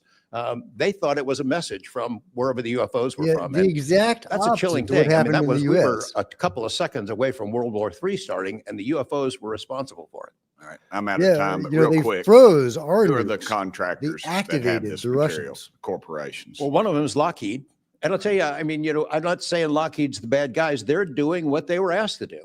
They have lied about this because that's what they're supposed to do. But Lockheed would be one. There's a list I can give you, Congressman. Some of the big ones, the usual suspects. Okay, thank you. Yield back, Chair Lady. Sorry for going over. It's all It's all good. George Knapp's fault. Thank you. I, I now recognize Ms. Lynn. Bobert for 5 minutes. Thank you. Thank you, Madam Chair. Chief Wiggins, based on your training and operational experience, could the behavior that you witnessed, a transmedium object vanishing without a sound, be explained by any known technology that we possess or other governments possess? It cannot. And has any government agency debriefed you or any of your shipmates regarding the EOIR and radar confirmed UAP encounter aboard USS Jackson? No one has, no, ma'am. What was that encounter like when you brought that up? If you want to briefly summarize that, when you brought that to their attention and then you were not provided any follow-up, who was told and how did you feel when Yeah, there what was does no Grush think of all contact this? He helped back with to this. you? As far as the actual incident happening Yes, or sir. the reporting level, Yes, Chief. it was within the event happening.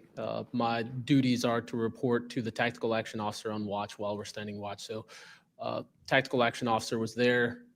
I made my report.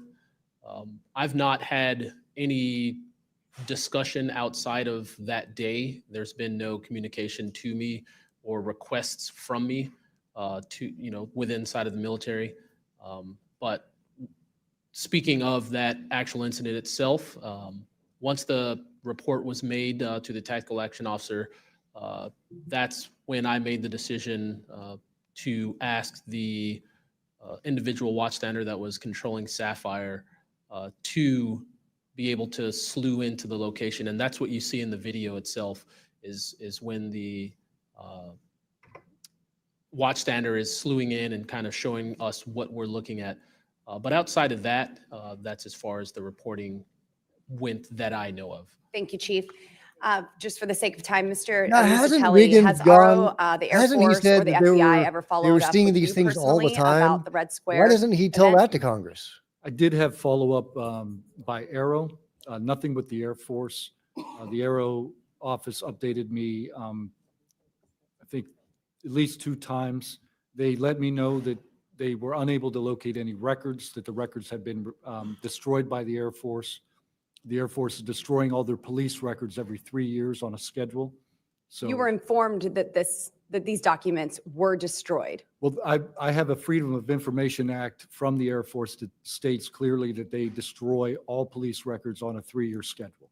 Okay. Um, So they were sitting on documentation, destroyed it, refused to question any of the lead investigators, anything leading into this investigation? Yeah, basically, they destroyed all the police records. So you couldn't even call the Air Force and ask them if there was a vehicle accident in that time frame. So that's a big problem. We're losing data in real time. So we'll never be able to go back and I think our track. federal government has a history of destroying records. Thank you. Thank you very much, Mr. Nucatelli. Dr. Borland, as a geospatial intelligence officer, have you seen classified data indicating UAPs operate in restricted U.S. airspace? And has that information been withheld from Congress? I have not in U.S. airspace. That is intelligence oversight, so I did not have domestic authorities. After filing your Inspector General complaint over retaliation inside the Pentagon's UAP office, did you receive any kind of protection or just more retaliation? Within the IG or Aero, ma'am? Either. Aero, they went after the staff member and classified everything, shut that down. The IG, to this day, I don't even know if my complaint's active. I know my attorney that represented me was very, very, very concerned. And the best of my understanding, I was determined credible, not urgent. And do you think that experience by would contrast, suggest was that credible the and urgent. internal UAP investigations may be compromised? Possibly. I mean, it's so hard because this goes back to people doing the job they're told to do. And very few people are going to want to give up their careers, 20, 30-year pension, get rid of their kids' health care, get rid of their house. It's possible, yes. Yes, thank you very much, Dr. Borland. Mr. Spielberger, do national security whistleblowers currently have any external appeals processes to challenge retaliation, or are they just stuck relying on the same agencies that they're accusing?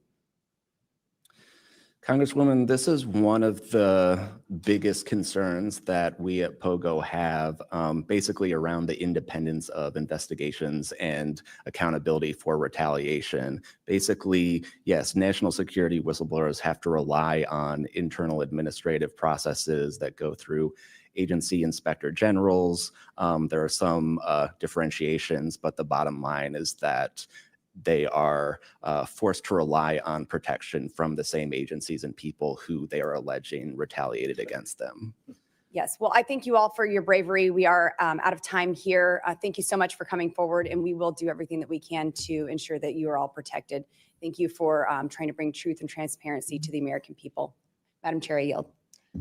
I now recognize Mr. Burleson for about 5 minutes. Thank you, everyone. It takes such great courage to come forward, and we acknowledge that, and I hope that you see that we are taking that seriously. And so very thankful for what you're doing today. I'm also very thankful for previous witnesses that have come forward. I see Matthew Brown in the audience. He courageously stepped forward and was as a witness. I encourage everybody to look and seek his testimony. Put him on the I want to thank stand. the people that came in our first hearing: Ryan Graves, David Grush, David Fravor. And in our second hearing, Admiral Gallaudet, Lou Elizondo, and Mr. Gold, and the many others that have come forward. We hear you, and it's time that we, enough is enough. It's time that we take action. Look, I'm not jumped to the conclusion that I believe that there are, aliens coming from another planet. But I'm open to that. And I think that it's our responsibility, especially when we're seeing that we have a government that is actively blocking information from us. Just last night, I tried to get an amendment onto the National Defense Authorization Act that fit in the germaneness of that bill to have UAP disclosure. And conveniently, it was named non-germane, mostly deemed by staff, not even an elected official. This is the kind of stuff that we repeatedly see. Last year, we were blocked by someone in House administration from being able to receive a full briefing from Arrow. So not an elected official, but someone in staff blocked us. And I've had it. Enough is enough. I want to cue up a video that I've been given. And as before it starts, I'm going to describe, this was taken October 30th of 2024. This video is of an MQ-9 drone tracking an orb, or this object, off the coast of Yemen. You'll see that another MQ-9 launched a Hellfire missile. That you cannot see that drone, and so I'm not going to explain it to you. You'll see exactly what it does.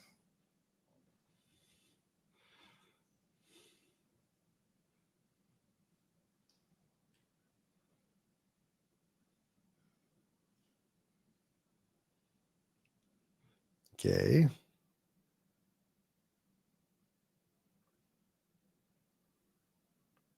Oh, okay, nice. Destroys it. We got a UFO destroying things. Okay. Interesting.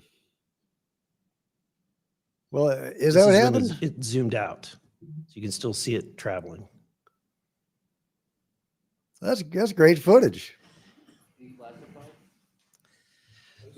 So, Mr. Knapp, have you heard about events like this occurring, and what information might you have? I have heard about events like this. I have heard about this event. Jeremy Corbell and I talked about it in one of our episodes a while back. We did not have the video, though. There are servers where there's a whole bank of these kind of videos that Congress has not been allowed to see, that the public hasn't been allowed to see. Occasionally, some of that stuff gets out in the wild and it comes our way. It should be going to you. The public should be seeing this stuff. And why you're not allowed to, I don't know. But that's a Hellfire missile smacking into that UFO and just bounced right off. And it kept going. It kept going, and it looks like the debris was taken with it. Yeah. What the hell is that? What So what again, flies like that? again, I'm not going to speculate what it is, but the question is, why are we being blocked from this information consistently? I want to ask this just question: how in the world? That's This, some this nice is the footage. document. I want to enter this in for the record if it hasn't already been entered, Madam The Chair. congressman had to Um, enter it. The document So that you ordered. provided on thread 3. Put him on the This is a stand. huge file. How in the world did you smuggle this out of Russia? Carefully. In your socks? I don't think I want to be really specific about it because I might have to go back there and get some more sometime. Although, Okay. no, that'd be crazy to do that. Well, I took the top pages off that were stamped with the security signature, and I carried them out on my person. But the rest of them, I just threw in my suitcase and threw some caviar in there as a distraction as well, and hoped for the best. Otherwise, I'd be a citizen of Siberia right now. And you had you reported James Lukatsky came to you with government possession of NHI craft and how they ultimately gained entry. Can you testify to the veracity of that claim? Dr. Lukatsky is an honorable man who served most of his career with the DIA, a very trusted high-level rocket scientist and intelligence analyst who inspired the OSAP program, as I said earlier. And in full disclosure, I've co-written 2 books with him. He dropped this on myself and our other co-author out of the blue. And it took 14 months for us to get DOPSR approval for him to release 2 sentences on that. He said this craft, we had managed to get inside of it. It had no wings, no rotor, no tail. It had no fuel tanks. They didn't know how it flew or how it was operated. It clearly looked like it was aerodynamic, but he would not go further. He's a by-the-book guy, and until he gets clearance to say more about that, I don't think we're going to hear much more. But it's not ours. It wasn't ours. We didn't make it. We didn't know who made it and how it was built and how it operated. We've got at least one. And I don't know, I think that's enough confirmation that we do have recovered Leslie- discs and materials. Lastly, Mr. Borland, in the classified realm, have you been exposed to undeniable confirmation of NHI technology? And then my second question is Base Systems involved in any way with reverse engineering exploitation of non-human intelligence craft? Yeah, we're gonna have to have a conversation this Skip for that. Whether I'm legally even allowed to answer that, and whether you're even allowed to hear it, sir. Okay. Again, you can sense our frustration. And so I just want to thank you for coming forward. We will continue to fight because look, this is about making sure that this government belongs to the people and restoring the republic the way it was intended to be. Theoretically. Madam Chair, I also have further witnesses of courageous individuals. It was given to me by Dr. Stephen Greer, including Michael Herrera and his testimony. We have Roderick Castle and his testimony, Randy Anderson, his testimony, Stephen Digna, and others, 3 others, all saying similar things to what the witnesses today have said. And I would like to enter that into the record as well. Okay, Michael Herrera's I now testimony entered into the record, recognize but he's not Representative Lee allowed for to 5 speak minutes. publicly? Thank you, Madam Chair. What? I think we need to make sure that we don't get distracted by sensational stories only of unidentified anomalous phenomena and lose track of what the core of this hearing is about.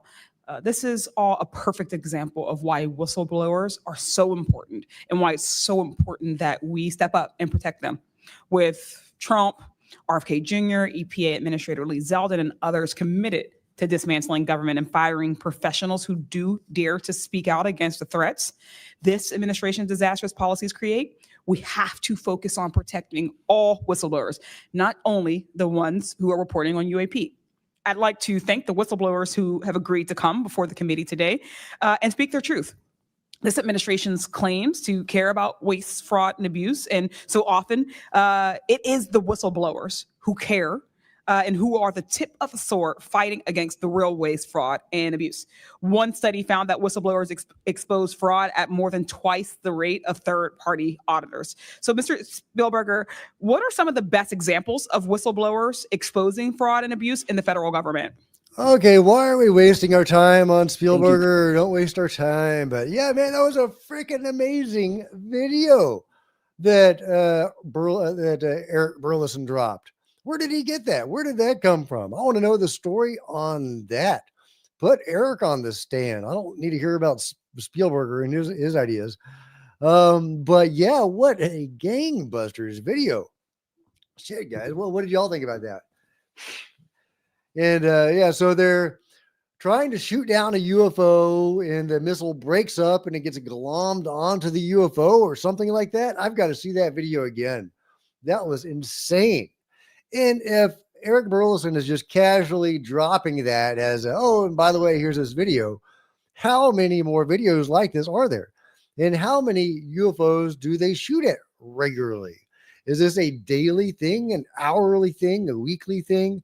How often are they shooting at these things? And why are they shooting at the ones that they do shoot at while they seem to be working with beings from other UFOs? Is humanity involved in some sort of proxy war between alien races? So yeah, I would much rather hear about that than the stuff we're getting today. And Michael Herrera's testimony is entered into the congressional record, but we don't get to hear from Mike. How lame. We've certainly heard about They're a still number of interviewing different. him. Why are they interested in that guy? Yeah, Tom, are we at war with the aliens? Exactly. Ben Wing says, let's just blame the drones when disclosure happens, okay? And says, or was it a Tomahawk missile? Sheila says, yes, need to see that video a few times. Hell yeah. Hell yeah. MLA Tube says, exactly. What are we shooting at? War with everyone, says Sue Q. Thomas says, Wes, you can compare it to waves. The middle, come on, be smart. Okay, I missed something there. Jock says, it was hard to tell what happened, but was that the teleportation I was asking for? Okay, I like that. Oh, Dennis says, it's not a waste of time. Oh yeah, no, this whole hearing is definitely not a waste of time. This is designed to help bring us UFO whistleblower protection. And so even if we're not getting the juicy stuff like we want, if it brings us that, then we can get the juicy stuff later. Was taken office. It was thanks to a whistleblower that we learned that Doge allegedly put every single American's personal security information at risk by bypassing safeguards and copying all this data to an unsecure server. I ask unanimous consent to enter into the record a New York Times article titled, quote, Doge put critical social security data at risk, whistleblower says. Good to go. Thanks. We've had whistleblowers at the National Labor Relations Board reveal that Doge minions may have shipped case files outside of the agency, possibly to help then co-president Elon Musk continue to exploit his workers. And last week, Okay, she's going on a political rant here and doesn't seem to be interested in talking to the whistleblowers at all, which is frustrating. Let's see. Tim says, can somebody put a bag over Spielberger's head? Oh, I like it. Yeah, that missile video was amazing, though. Missile UFO. Let's see. Ben Wang says the core is you just seen a missile tickle a UFO. Yeah, that was jaw dropping. Why don't we get more details about that? I mean, hell, this whole hearing could be about that, and I'd be happy. Let's see what you guys are saying. Yeah, Jumble says, where's the lovely Sean?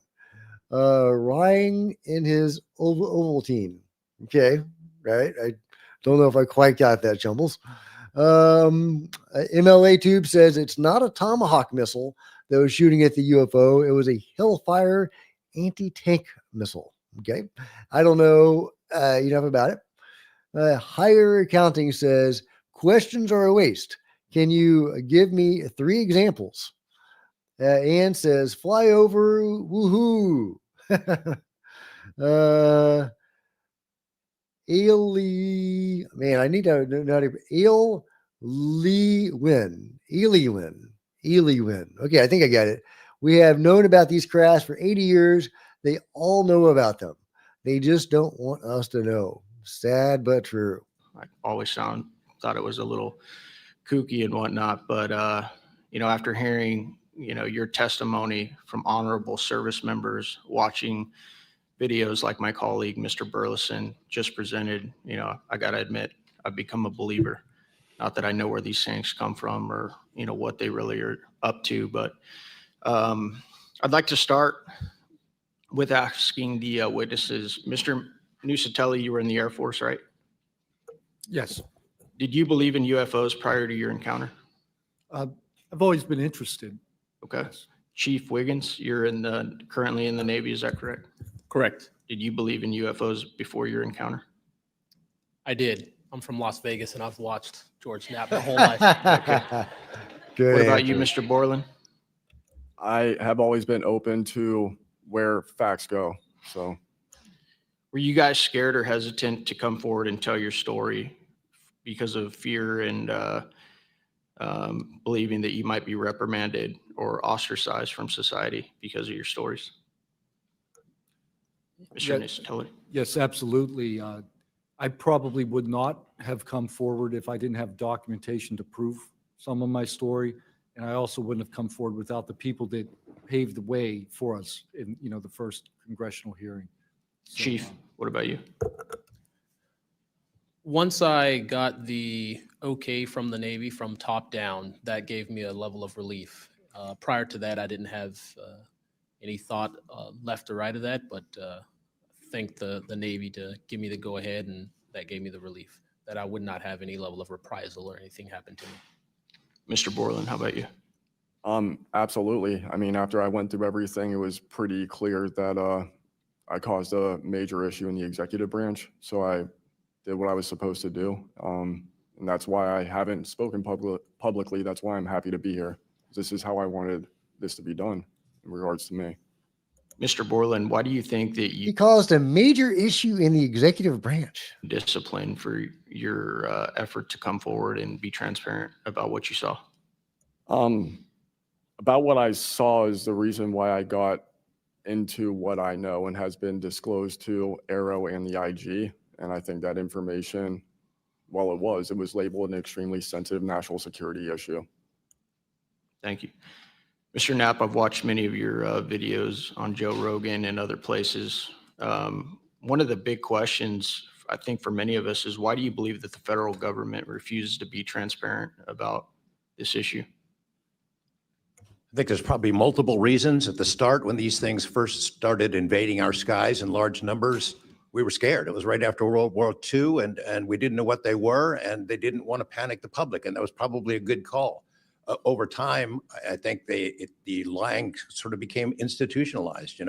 Flights over Washington, D.C. in 1952, they're seen, they're captured on radar, jets are chased after these objects, and then we get an explanation it was a temperature inversion. And those kind of lies have been told for a long time. What was told to me by an investigator from Congress, a guy named Richard D'Amato, who was sent after this story by Robert Byrd and Harry Reid.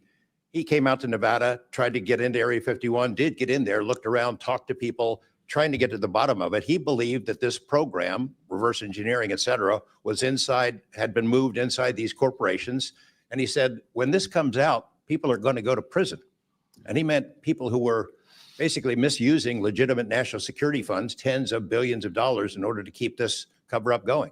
I also believe there's a legitimate reason for the cover up in that there is undeniable connection of national security involved in this technology. If we are racing for it to master that technology against the Russians and the Chinese, which is what I have been told by Senator Reid and many others, then it is a race that's critical to our survival.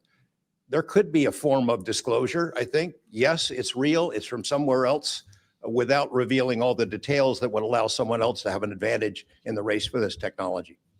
Thank you. Finally, I'd like to enter into the testimony a letter I sent to the DOD regarding the case of Major David Charles Grush, a UAP whistleblower who's been extremely helpful to this committee. Unfortunately, due to his participation in the disclosure of UAP, he suffered reprisal like the removal of his clearance, denial of promotion, and loss of medical retirement. I wrote the DOD on July 24th, 2025. on behalf of Major Grush, and I'm still waiting for a reply. I appreciate any help the committee can offer to get a response. Thank you. I yield back. Without objection, we'll be following up with the DOD after this hearing. Thank you, Representative Crane. I'd next like to recognize Representative Gill for 5 minutes. Thank you, Chairwoman Luna, for holding this hearing, and I'd like to yield a minute of my time to you. Perfect. My first question is to Mr. Knapp. Mr. Knapp, how do we know that the files that you obtained from the former Soviet government are not BS and just given to you as a disinformation campaign against the U.S. government? That's a good question. So I shared some of them with the Senate Intelligence Committee when I first got back because that was requested by the Russians who shared some of that information with me. Secondly, I gave all of that material to the DIA through BASS, the OSAP program. Sorry for the acronyms. Can you name names real quick? Sorry. At BASS or Who OSAP? did you give them to directly? I gave them to Robert Bigelow and to Jim Lukatsky. And they hired a whole team to go through them and retranslate them and analyze it. And they created a structure of how the UFO programs in the USSR and Russia were put together. They said they were real. The other person who said they were real is David Grush. Noted. Thank you. Representative Gill. And thank you. I'd like to yield the remainder of my time to Eric Burleson. Thank you, Representative Gill. Put Jaime Maussan up there. Chief Let him and Wiggins, Grush in your talk about the view, nasty mummies. what mechanisms such as internal protocols, witness debriefings, or cross-agency documentation should be better established in order to ensure that such a credible sighting like the one that you have given are preserved and made available to oversight bodies like this? Thank you, sir. As a active duty Navy member, our mission is to carry out the ship's mission or the command's mission. And we, on a general basis, don't have knowledge of what to do when we see things like this. We just don't. We're there to do our mission and do what's told of us, right? So I think what would be important is giving active duty members a clear way of being able to report things like this to where it gets to this point. And ensuring that we have a standard level of understanding that there wouldn't be any level of reprisal or anything happening. Because, I've been in the Navy for almost 24 years, but what about the sailors that have been in for 2 years that experience things like this? They're not going to have the knowledge, or they'll probably be a little bit more fearful to speak up, being it that their career is just starting. Yeah, I want to commend you. You're the first witness to come forward that is currently serving, and it's recognized. So I thank you. And your testimony is unbelievable. Let me ask this question. Are you familiar with the Witness Protection Act that Representative Burchett has filed? I'm not too familiar, sir. Anyone on the committee familiar with it? It's fantastic. It's the language that we need. It's language that will protect whistleblowers from any kind of reprisal, and yet it's again and again blocked by this body in some way. Many a times it's being blocked not by elected officials but by staff behind the scenes. And the other bill, the UAP Disclosure Act, which was filed last year, Senator Schumer, who I cannot believe that there's a topic that he and I agree on, but he and I agree on this topic. He has sponsored it in the Senate. He put it on the National Defense Authorization Act last year. Remarkably, I can't get it it was stripped out by the House last year, and I can't get it onto the bill leaving the House this year. Mr. Knapp, how far would that bill go to actually getting the answers that we need? Pretty far. I think that they're still going to have roadblocks. The keepers of the secrets, the private companies that have been doing this job for intelligence agencies for a long time, are not going to cough it up. You'd have to force it out of them. And whether you can get them to admit that they have it or not, they're supposed to lie about it. They've been lying about it. More power to you. I hope it works. I hope it passes this time. But it's a daunting challenge to get them to open up after lying about it for more than 75 years. Yeah. And then finally, Mr. Borland, when you engaged with Arrow in 2023, you noted that their public statements did not match the reality that you and others had witnessed. In your assessment, what were the key limitations of Arrow? You know, I would put it to you this way. The statement Arrow has made is scientific evidence of extraterrestrials. Scientific evidence requires a scientific control. Extraterrestrial is an entity on another planet.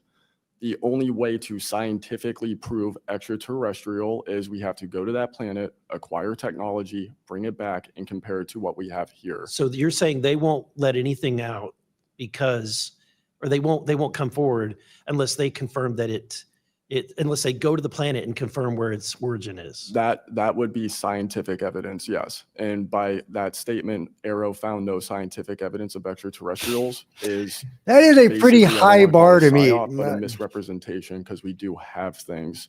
But making that statement is not technically a lie. It's a misrepresentation of the full truth. Thank you. Well said. Madam Chair, may I, just since we're on that topic real quick, how do we get to these other planets? How do we pass the Van Allen radiation belt safely?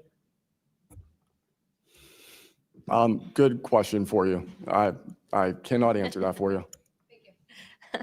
I would now like to recognize Mr. Perry for 5 minutes. Thanks, Madam Chair. I think I'll start with maybe Mr. Borland. So you have a clearance, right? You're in uniform, you have a clearance. When did you leave at service? What year? I left in 2013, February 2013. Who was the president, if you recall? 2013 would have been President Obama, sir. Wasn't President Trump, right? No, sir. Okay, so you have a clearance, right? You're serving in uniform, you have a clearance. Yes, Your sir. story, I think many of us are kind of picturing the scene. You walk out in the flight line, having a smoke, this event occurs. Do you have the perception, at least I do, based on your story, that this involves the U.S. government? Whatever you saw involves the U.S. government. That is 100% my opinion then and now. And was there an after action? Do you do a daily debrief of the activities of the day? Was any of that recorded? Was there a conversation with the command? Was there any documentation that you know of at the time? Not to my knowledge. I mean, like I said, I talked about it in on the ops floor, and a couple of people had pulled me aside, some older enlisted, and were like, you probably want to keep that to yourself. So did you get the impression that they knew what you were talking about, just didn't want you to harm your career or seem crazy, or that they didn't really witness? Did you know anybody else that witnessed what you saw? Again, not that night. Like I said, the only people that would have been out there would have been security forces, and then those of us that were doing ops. Security forces in uniform or contract? Probably both. Did you talk to them? Did anybody talk to them in an after action? Not to my knowledge, sir. Was there any interest in the command to determine and verify what you saw? Not to my knowledge, sir. It's unfortunate. Chief Wiggins, thank you for your service. Gentlemen, thanks all of you for your courage to be here. Your story's a little bit different. Sounds like it, well, for both of you guys, and also Mr. Nucatelli, if this were sanctioned by the U.S. government, even though you have a clearance, but it's classified above the clearance level, do you see any reason why they would allow you access, being present, viewing it, hearing it, being around it? Like, what is this, an accident? Like, does the U.S. government make these kind of accidents? They make accidents, mistakes like this? Why is nobody talking about the fact that we just saw a video of the U.S. military trying to shoot down a UFO? Nobody's talking about that. That should be kind of a central focus of questions, right? $5 billion projects that had taken like 10 years to develop the technology. And these objects were coming right up to the launch pad. So any kind of mistake, I mean, it could cause a catastrophe. Right. So it's very confusing why these objects would be operating in and around our bases or during training exercises. So it would lend you to believe that the U.S. government had nothing to do with whatever it is you saw. Correct. They wouldn't want it there because it would potentially interrupt the proceedings at the time. Was there an after action? Was there a discussion by your command was there an investigation? It's pretty significant activities that you were involved in. Was there an investigation that you know of? We conducted investigations in real time. Right. And we document all the evidence, but as far as anything from higher up, I don't know if there was an investigation done. No information came down on what we should Were do you to ever mitigate interviewed at someone else's request? about that incident? Yeah, about the incident. I don't believe so. Do you think you find that odd? If something happens, you're around multi-million, maybe billion-dollar operations and launches of national security interests, very sensitive. There's an anomaly in the operation. The only person witnessed it, saw a UAP at Vandenberg at that time frame that was interviewed was the one that witnessed the thing land. They Well, called why the- wouldn't, well, I don't know why I'm asking you, but it seems to me that we would want to interview everybody associated, even not associated, to find out if they were associated. Chief Wiggins, how about you? Was there an investigation? Was there an after action? Was there documentation on the incident that you were privy to? No, sir, not that I know of.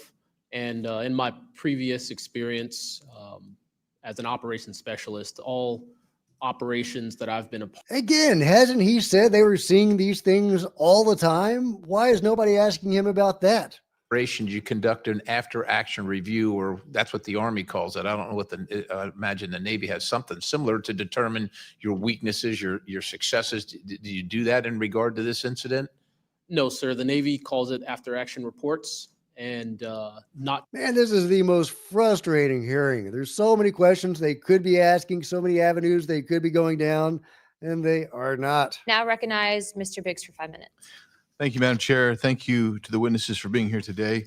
I'll tell you that today's testimony should alarm every American, no matter their views on UAPs. This isn't simply about UAPs. It's about government integrity, responsible use of taxpayer funds, and Congress's constitutional duty to oversee the executive branch. We've heard evidence of critical information hidden in special access programs, off limits to virtually every elected representative, and certainly to the public. Credible witnesses report retaliation for speaking out. These are clear attempts to silence those who are exposing the truth. We must protect the whistleblowers. And decades of government disinformation have eviscerated public trust. So this isn't a partisan matter. It's a constitutional matter. And when you talk about the VAs, Mr. Spielberger, and all the problems that they had, the hub of that was Phoenix. And they went after the whistleblowers there. And that was under the Obama administration. So it doesn't matter which administration, which party, both parties have got to come clean, particularly on this. So if the government thinks it can hide the truth. Yeah, I mean, this is not political in any way. No president ever has provided UFO disclosure of either party. No politician has made much progress there either, of either party. Until recently, and now it's bipartisan. They're credible enough to report on. It's a combination of factors. First, you check their credentials. Did they really serve where they said they did? And did they work where they said they did? Are there any other witnesses? Is there visual proof, film, footage, things of that sort? You ask the people around them that know them, that used to work with them. If they're credible people, that's one way. You know, I think about Arrow, the organization that this body created to deal with witnesses and whistleblowers. I hope I'm not taking too much of your time here, but they that body, invited or was it people in to the come Senate? forward, service members who knew, saw things and had experiences. And I can tell you that the people that I have talked to who went through that are deeply disappointed. There was a guy named Bob Jacobs who was a lieutenant attached to Vandenberg in 1964. His unit would record missile tests. They recorded all of them. On one of these particular tests, a UFO comes out of nowhere, zaps what looks like a laser beam at what would have been a nuclear dummy, a nuclear weapon, and disabled it. And he is called into the commander's office. Two guys in suits clip that film footage out that shows the UFO, and he's ordered to never talk about it. He comes forward to Arrow. He heeds the call, thinking he's doing his duty as an American to tell that story, and they completely dismissed him. They made up a story that they had tracked down the original footage, and there was nothing like that in it. Well, there was no original footage. It had been taken away the day the footage was recorded. He's deeply disappointed. People like Bob Salas, who had worked at a nuclear ICBM base, who saw UFOs flying over the base and these missile silos were taken down. He went to Arrow too and was completely disregarded. It almost looks like Arrow operated as a counterintelligence operation to get people to come in, Almost. tell their stories, and then discredit all of them. I can't imagine that any whistleblower or witness will ever go to Arrow again because of what happened under the first director, who's now long gone, but still seems to act as the spokesperson for that organization. And I would say, Madam Chair, maybe at some point we need to really dig deep into Arrow, and I would encourage us. Oh, I'd be happy to send maybe a subpoena to Mr. Kilpatrick. There you go. I mean, the True Creative, I hope you're doing okay. True Creative is in the hospital. Mr. That's giving you Nucatelli, our best thoughts and prayers, man. Mr. I hope you're Nucatelli, doing better. you've testified that official Air Force records of the Red Square incident are now held by Arrow and the FBI.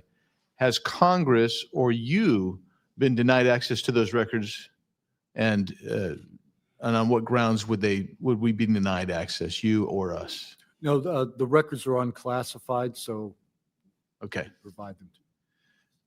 In the 2003 to 2005 incidents you described, were any physical effects, electromagnetic interference, radio anomalies, or security system disruptions documented in base logs or any reports, official reports? Not to my knowledge. Mr. Wiggins, has the full resolution unedited footage of your incident been provided to Congress? Yes. Were you or your crew ever instructed formally or informally not to document or discuss the event? Ever? No. Mr. Borland, you've talked about manipulation of your security clearance records. Can you identify which agencies or offices were responsible and whether they provided any written justification? I can do that in a skiff, sir, 100%. Because of being a part of a multi-agency special access program, I cannot give those publicly. He knows So so, I'd encourage much. us, He Madam can't Chair, to say have that anything unless it's in a that skiff skiff. meeting That's if we his can. access. And then, Oh, it's so Mr. frustrating. Borland, again for you, testified that you That withheld guy certain knows some sources stuff. and I would methods love from to Arrow know due to he knows. mistrust. Can you give us some specifics that led you to believe they were misrepresenting the truth? Well, as I said already, what I said about scientific methods, scientific control, extraterrestrials, I mean, I know what I've seen, I know what I know, and I know it's true. So any agency that's going to go public and try and manipulate the public perception of this subject in such a way that is negative when I know the truth about it is why I had extreme reservations with it, and also what I've been through and other whistleblowers and people in the know about this subject have been through. So, Madam Chair, thank you for letting me wave on. I think the key thing there you talked about was manipulation of message, manipulation of narrative.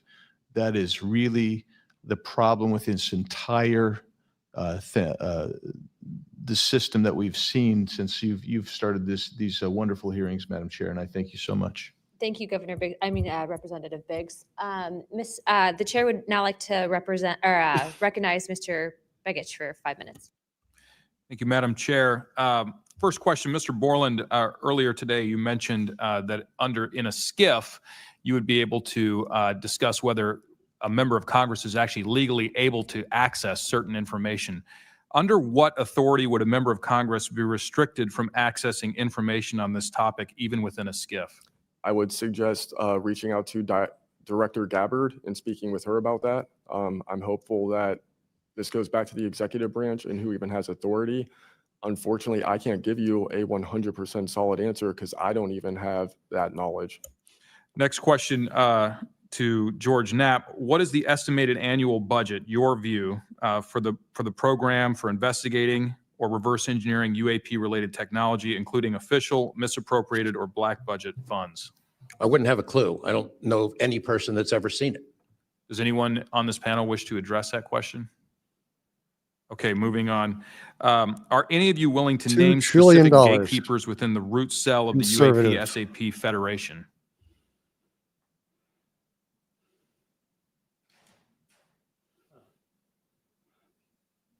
You mean specific people and contractors that have dealt with this and kept the secret? Specific individuals.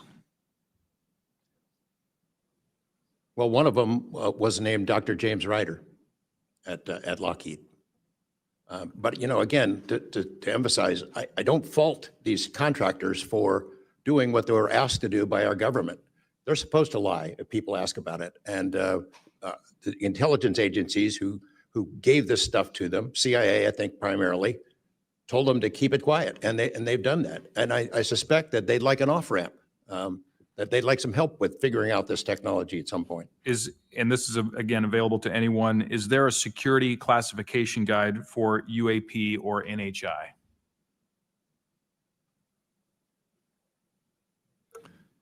I remember in the 2003 or 2023 hearing, it was stated that all UAP related material is classified secret or above.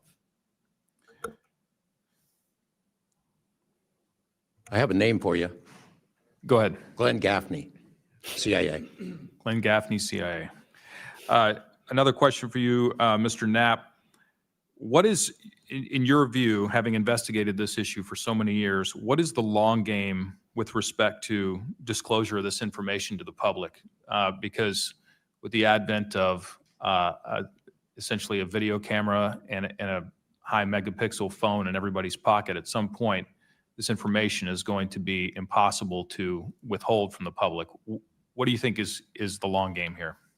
Well, the secret's out. I mean, how many videos have there been already? You know, videos that are leaked from within the military and intelligence agencies and contractors and sensor platforms. It's out there, but they have the high ground. The people that don't want us to take it seriously dismiss it, discredit the witnesses, come up with a cover story. I mean, it's been out there a long time. The public senses that it's real, and the people in authority dismiss them. It's a game that's been going on a long time, and I don't think they're ever going to release it. I think that there's an attitude among the people that have been involved in this for a long time that the public doesn't deserve to know, and that the public probably can't handle it, but they can. Final question, again, this one's open to anyone who'd like to answer. 100%. Describe your understanding of the org chart or lines of control within the executive branch with respect to these topics.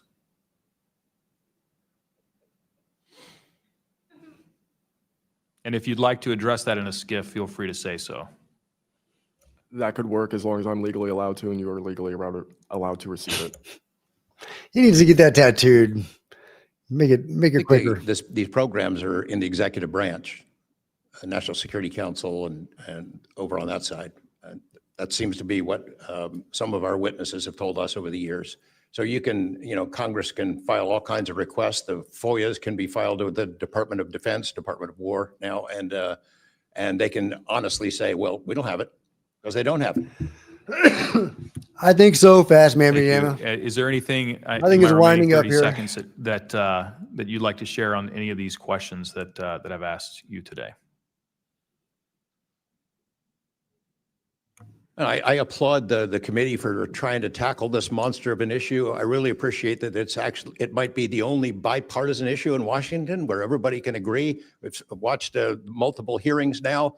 Everyone is asking the same kind of questions, whether right or left, and honestly want the answers. And Chairman Luna, Chairwoman Luna, I appreciate your dedication to this, Tim Burchett and the other members for sticking with it, because it's come up in Congress before, and they had hearings, and then they dropped it for 50 years. So it's going to take a lot of time to get to the bottom of this. And I applaud your commitment to getting to the truth. Thank you, Mr. Knapp. Pursuant to Committee Rule 9C. Madam Chair, can I ask a parliamentary question of you? Yeah, sure. Does this subcommittee have the authority to do subpoenas? Task force. So the task force, to answer that question, has to do it through full committee. Okay. So, and also in regards to immunity, which to Mr. Borland's point, we are going to be doing a motion to ask for immunity for you and a few other people to come into a skiff and tell us what you know without being subject to the Espionage Act, et cetera. Thank you, ma'am. So that's just kind of an update. But as a task force, because we're not a full subcommittee and there are certain authorities that haven't been granted to us, probably because they don't want us to have it. But there are ways to work around it, so we're kind of figuring that out. Pursuant to Committee Rule 9C, the majority and minority will have an additional 30 minutes each to ask questions of the witnesses without objection. So ordered. With that being said, if you guys want to jump in the queue, I know Representative Crane, Burleson, and likely Burchett have a few more questions. I'll just start out with two, and then I'll pass the buck to Burleson. Burchett, do you have anything? Burchett, and then Crane.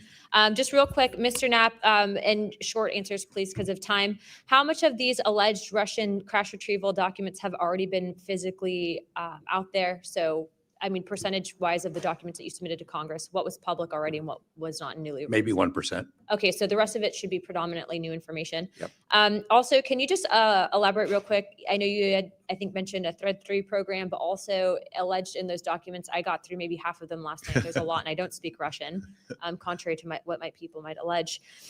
What does the Thread 3, was there any specific programs that existed within the Soviet government or groups to specifically investigate this by name real quick? It's a number. There's a number in those documents I gave you. There was a larger program that actually had 3 sub-programs that was, Thread 3 was the name I got, and then the DIA guys who looked at it figured out there was a much larger organization.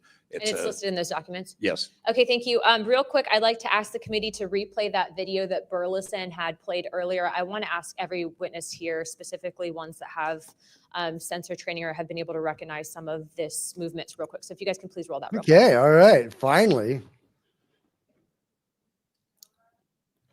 So we're looking at a UFO here. It's about to get smacked by a missile.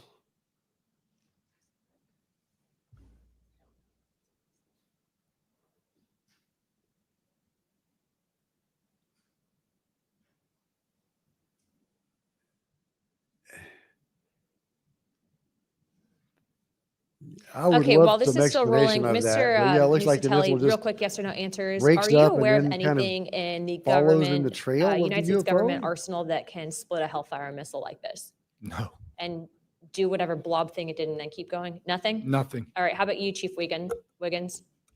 Nothing to my knowledge, ma'am. Okay, and how about you, Mr. Borland? I prefer to answer that in a skiff.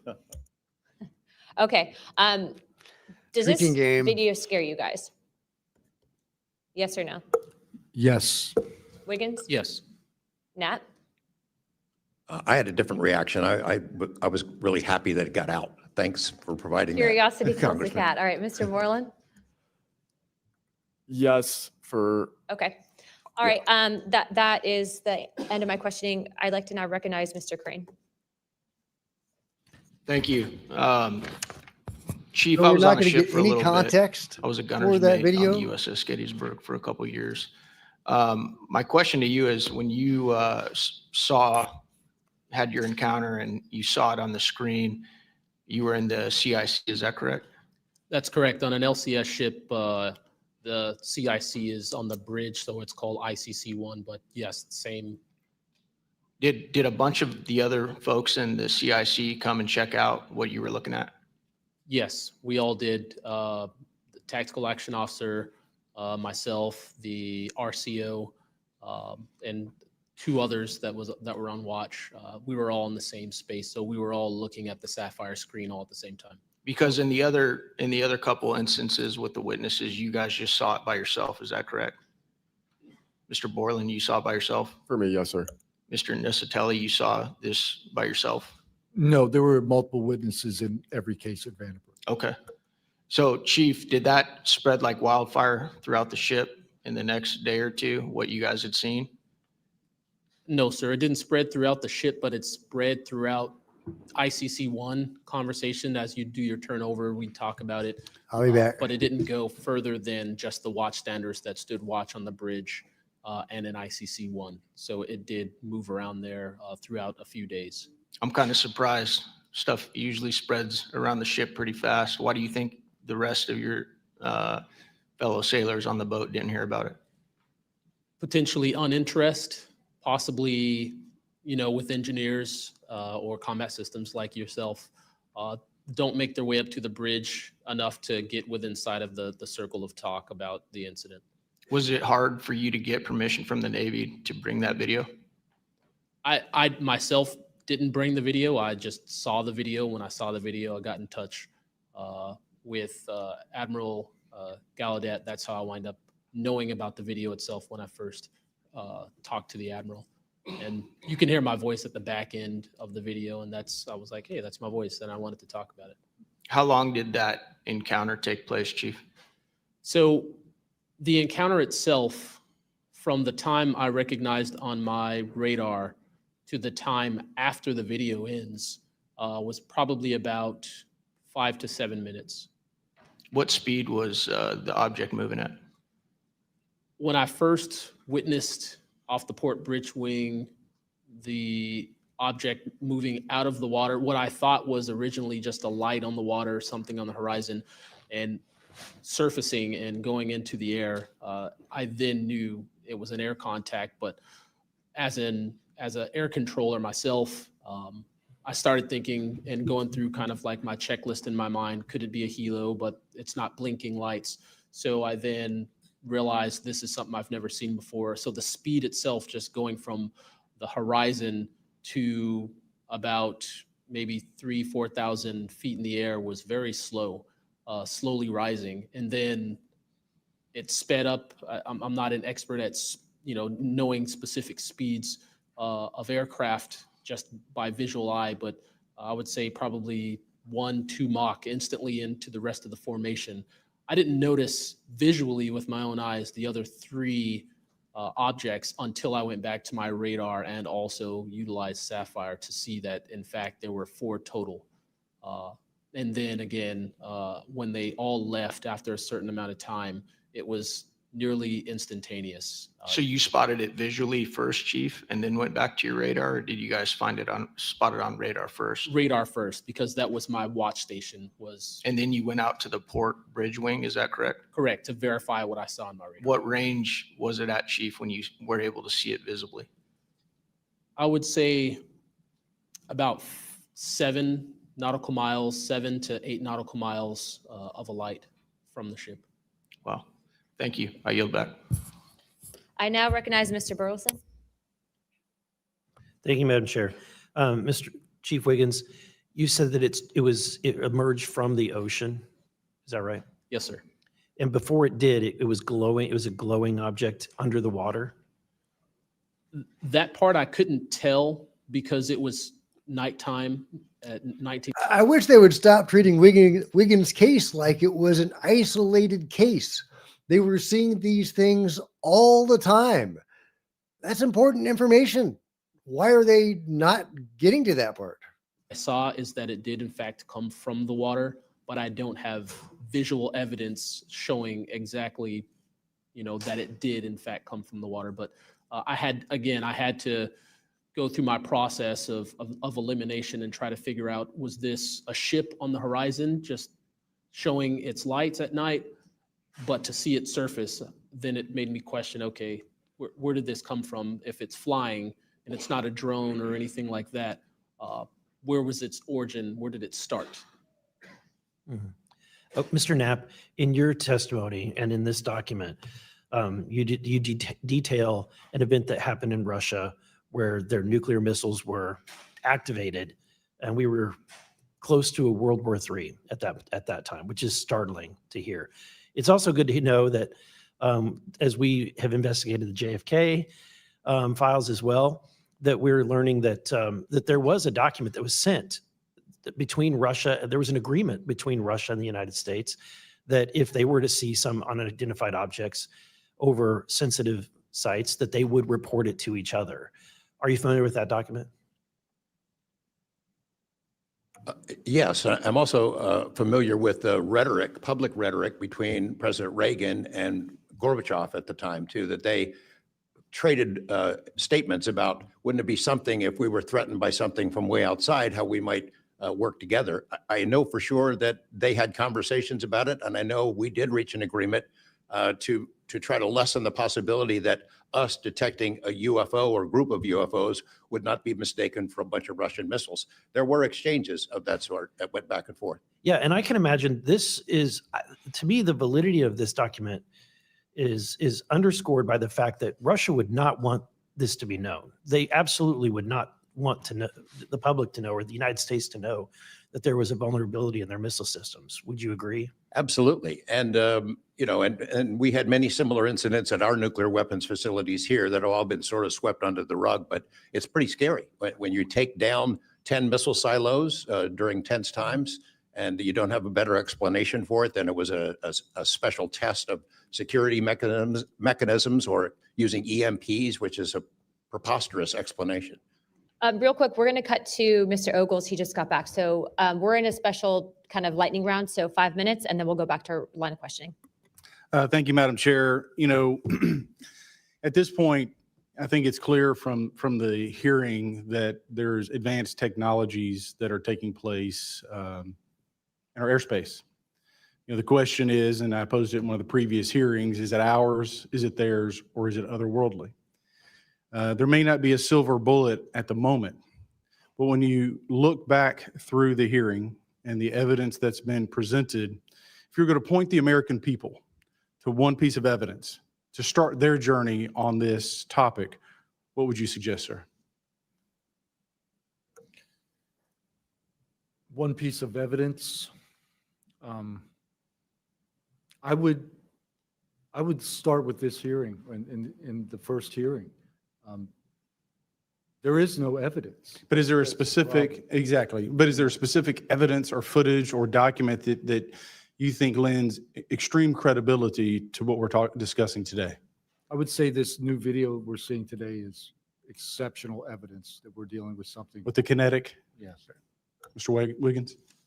Sir, I'd have to say that if just the average person here in America looked at absolutely everything that has come across television, the internet, etc., you can't tell yourself that 100% of what's being recorded is fake or false.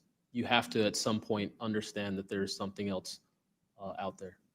Well, I mean, and you bring an interesting point. You know, in the law enforcement community, anytime you're conducting an investigation, you're always looking at the totality of the circumstances. You're looking at all the evidence and how they piece together. And so that would be my, advice to the American people, that this is a journey that is just beginning from a congressional perspective, but you have decades of data, some of it not real, much of it is, but thanks to Chairwoman Luna, we're now presenting this to the American people. And I think this latest video from Mr. Burleson is something that should get everyone pause. When you see the 3 orbs that drop, was that in a defensive posture or was that in an offensive posture? And what capabilities did those orbs have that we, quite frankly, may not have? Mr. Knapp? As I mentioned at the beginning of my remarks, what hooked me on the story was the paper trail, these documents that shouldn't exist. We've been told for decades, over and over, there's nothing to it. It's not a threat. You can go about your business. And then when FOIA becomes the law of the land, thousands of pages to the contrary leak out. There's a memo by General Nathan Twining in 1947 when the country was being overflown by dozens of UFOs, hundreds of UFOs, in which he said, look, this is not visionary or fictitious. It's real. These things are craft. They're not ours. They outperform anything we've got. I mean, if you follow the paper trail of documents that they wrote before the military got wise and realized that FOIA really exists and changed their tune and not put things in writing, it spells it out pretty clearly. I'll go refer back to Russia. One incident I did not mention, Burleson, is Colonel Sokolov in that Ministry of Defense program said there were 40 incidents where Russian warplanes were sent to intercept UFOs, and they were ordered to fire on them. And for the most part, the UFOs would zip away. 3 of the pilots, though, did fire at these things. Those 3 planes stalled out, crashed. 2 of those pilots died. And after that, the Russians changed the standing order. If you see a UFO, leave them alone. No country in the world wants to say and admit that these objects are flying around in our airspace and there's nothing we can do about it. I mean, who wants to say that? The U.S. certainly doesn't, and the Russians didn't either. And I've got to be almost out of time, but Mr. Borland, then you, sir, real quickly. Yeah, to be honest with you, I think Bob Lazar, and not for the reasons that most would talk about, mainly because Bob Lazar was immediately discredited. They said he never worked where he worked. They said he never did what he did. But yet Bob Lazar showed up with a bunch of friends and a video camera and was filming these test flights in the middle of the desert. So clearly he knew something. Madam Chairman, if I'm out of time, I yield back. Thank you very much, Representative Ogles. I'd like to go back now on our lightning round of questioning to Representative Burchett and then Burleson. Burchett, always number 1. That's what I should be. Number 1 in your heart, number 435 on the chart. That's me. Dylan, knowing you testified to Arrow, are they obfuscating when they claim to have discovered no evidence of extraterrestrial beings, activity, or technology? And are they lying to the American public? As I said before, it's a manipulation of the public perception. The statement, scientific evidence of extraterrestrials, is a true statement. It is not the truth about what is happening and what we have. Any of y'all like to comment on that further? Mr. Knapp, you're Well, getting edgy. It's splitting hairs. No proof that they're extraterrestrials. What would that proof look like? A piece of kryptonite? What would it be? I mean, we could be talking about different forms of non-human intelligence. I think the dominant paradigm is that they come from outer space, somewhere else, and they have some way that they can cross those vast distances that we can't even imagine doing. But not necessarily, that's not necessarily the answer. So asking for proof of extraterrestrials might not be the answer at all. It's splitting hairs. We don't know where they're from. I don't know anyone who knows the answer for sure. They call them aliens just as a placekeeper kind of a word, but no one in all these programs who've studied this stuff for years, people with much bigger brains than mine, knows the answer for sure. I've talked to Navy folks that some of the deep sea areas, they think there might be something there, that they're here, and I don't know when they got here. Another point that needs to be made is every time, we say we're going to back engineer or whatever you want to call it, these craft, I always say, like, it'd be like if you took I ride motorcycles, but if you took like an Indian or a Harley to the people that came over here on the Mayflower, they'd see a bright, shiny object. They might polish it. They might get it started. I doubt they could. They couldn't work on it. They couldn't put fuel. They wouldn't be able to have the capability of putting fuel in it. I just think that's, we're scratching at something that we don't have any knowledge of. And that's why it's just taken so dadgum long. But they do know, first one that cracks that code, it's over.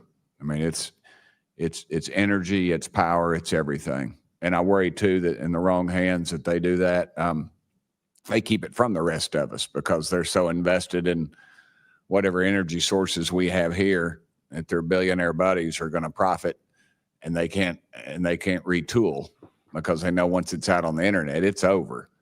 And so I think there's a lot of things going after. And I think that's why the move to discredit folks is so rapid too. I think, they point to them and they put the dogs on them. And it disgusts me. There's a price to be paid for that too. The Russians and Chinese are trying to figure this out as well, but they don't have the same kind of stigma. They tell their best scientists and engineers, get in there and work on it. And they've been doing it for a very long time, might have a head start on us. Here, we don't have our best scientists and engineers working on it because they've been told it's nonsense. The stigma is very real for people like that. I agree. Yield back, Chair Lady. Thank you. Now I'd like to recognize Representative Burleson. Mr. Nucatelli, when you heard the testimony of Mr. Knapp talking about these missiles were shut down or turned on in Russia, does that remind you, when you hear these stories, it's got to remind you of the event that happened on your base? Absolutely. There are many accounts of incursions of this type taking place. I believe in the 60s, we had a similar incursion in New England. And same thing happened. There were these objects coming over the base at low altitude, 200 feet over the base security police, and they were scrambling fighters, and then the objects would just fly off, and that went on for weeks. So the historical record has laid out that there's a pattern, that our installations are visited by these craft.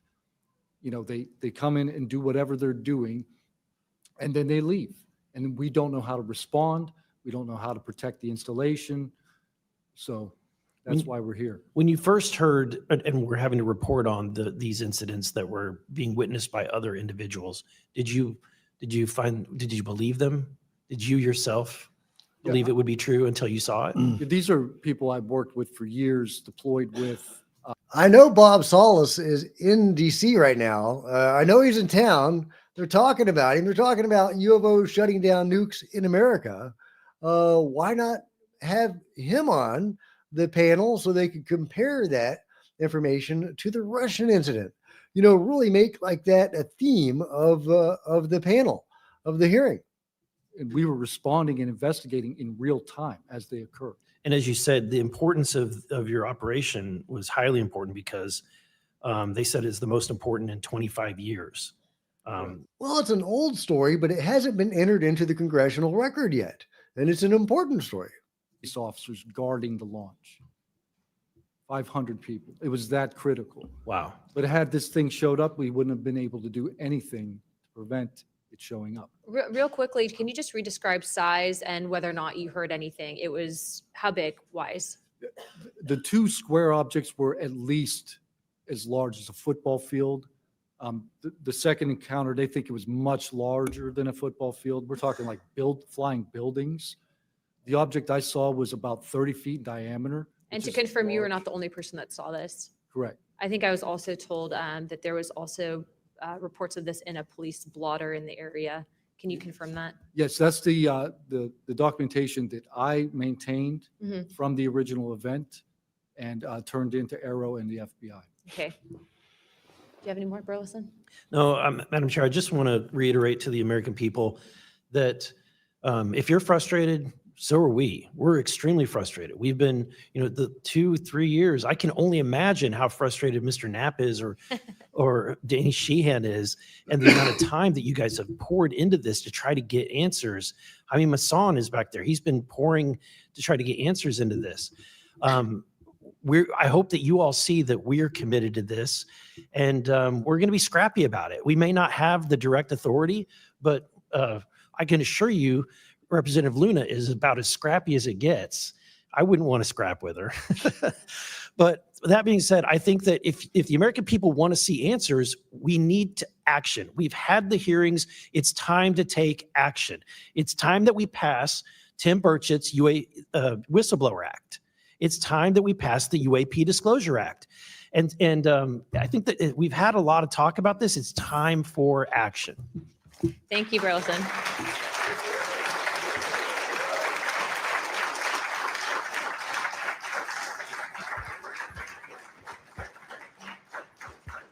I would now like to yield 30 minutes to Representative Crockett.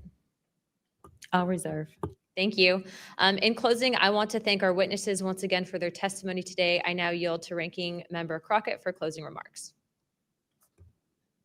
I'll pass. No, I just want to say thank you so much to each and every one of you for being here today, for staying committed to this, and for your courage. I truly believe that courage is contagious. And right now, we need more courage than ever, whether it's UAPs or whether we're dealing with any other form of government where people are afraid to come out and speak their truth.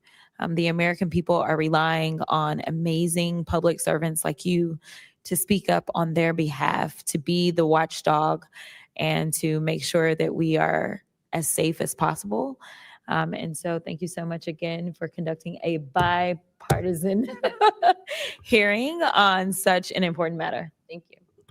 I now like to recognize myself for some closing remarks. This is obviously something that doesn't just affect everyone in this room.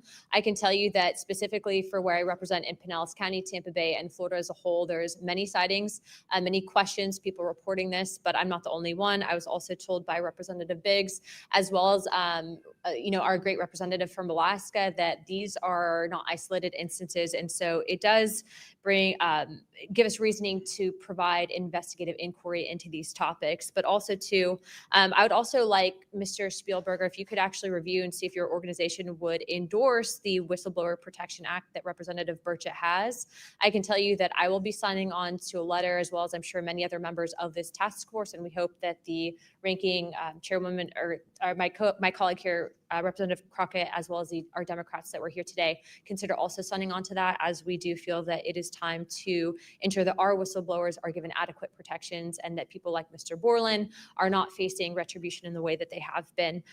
With that being said, with all that and without objection, all members have 5 legislative days within to submit materials and additional written questions for the witnesses, and which will be also forwarded to those witnesses. If there are no further business, without objection, I'd like to now recognize Representative Burchett for closing remarks. I would just like to thank the ranking member and the chair lady for their courage. This is a tough issue. We all catch hell for it. And but it's gratifying that we're hearing a bipartisan nature and the way this meeting was conducted. And I want to thank y'all for your courage. Thank y'all. And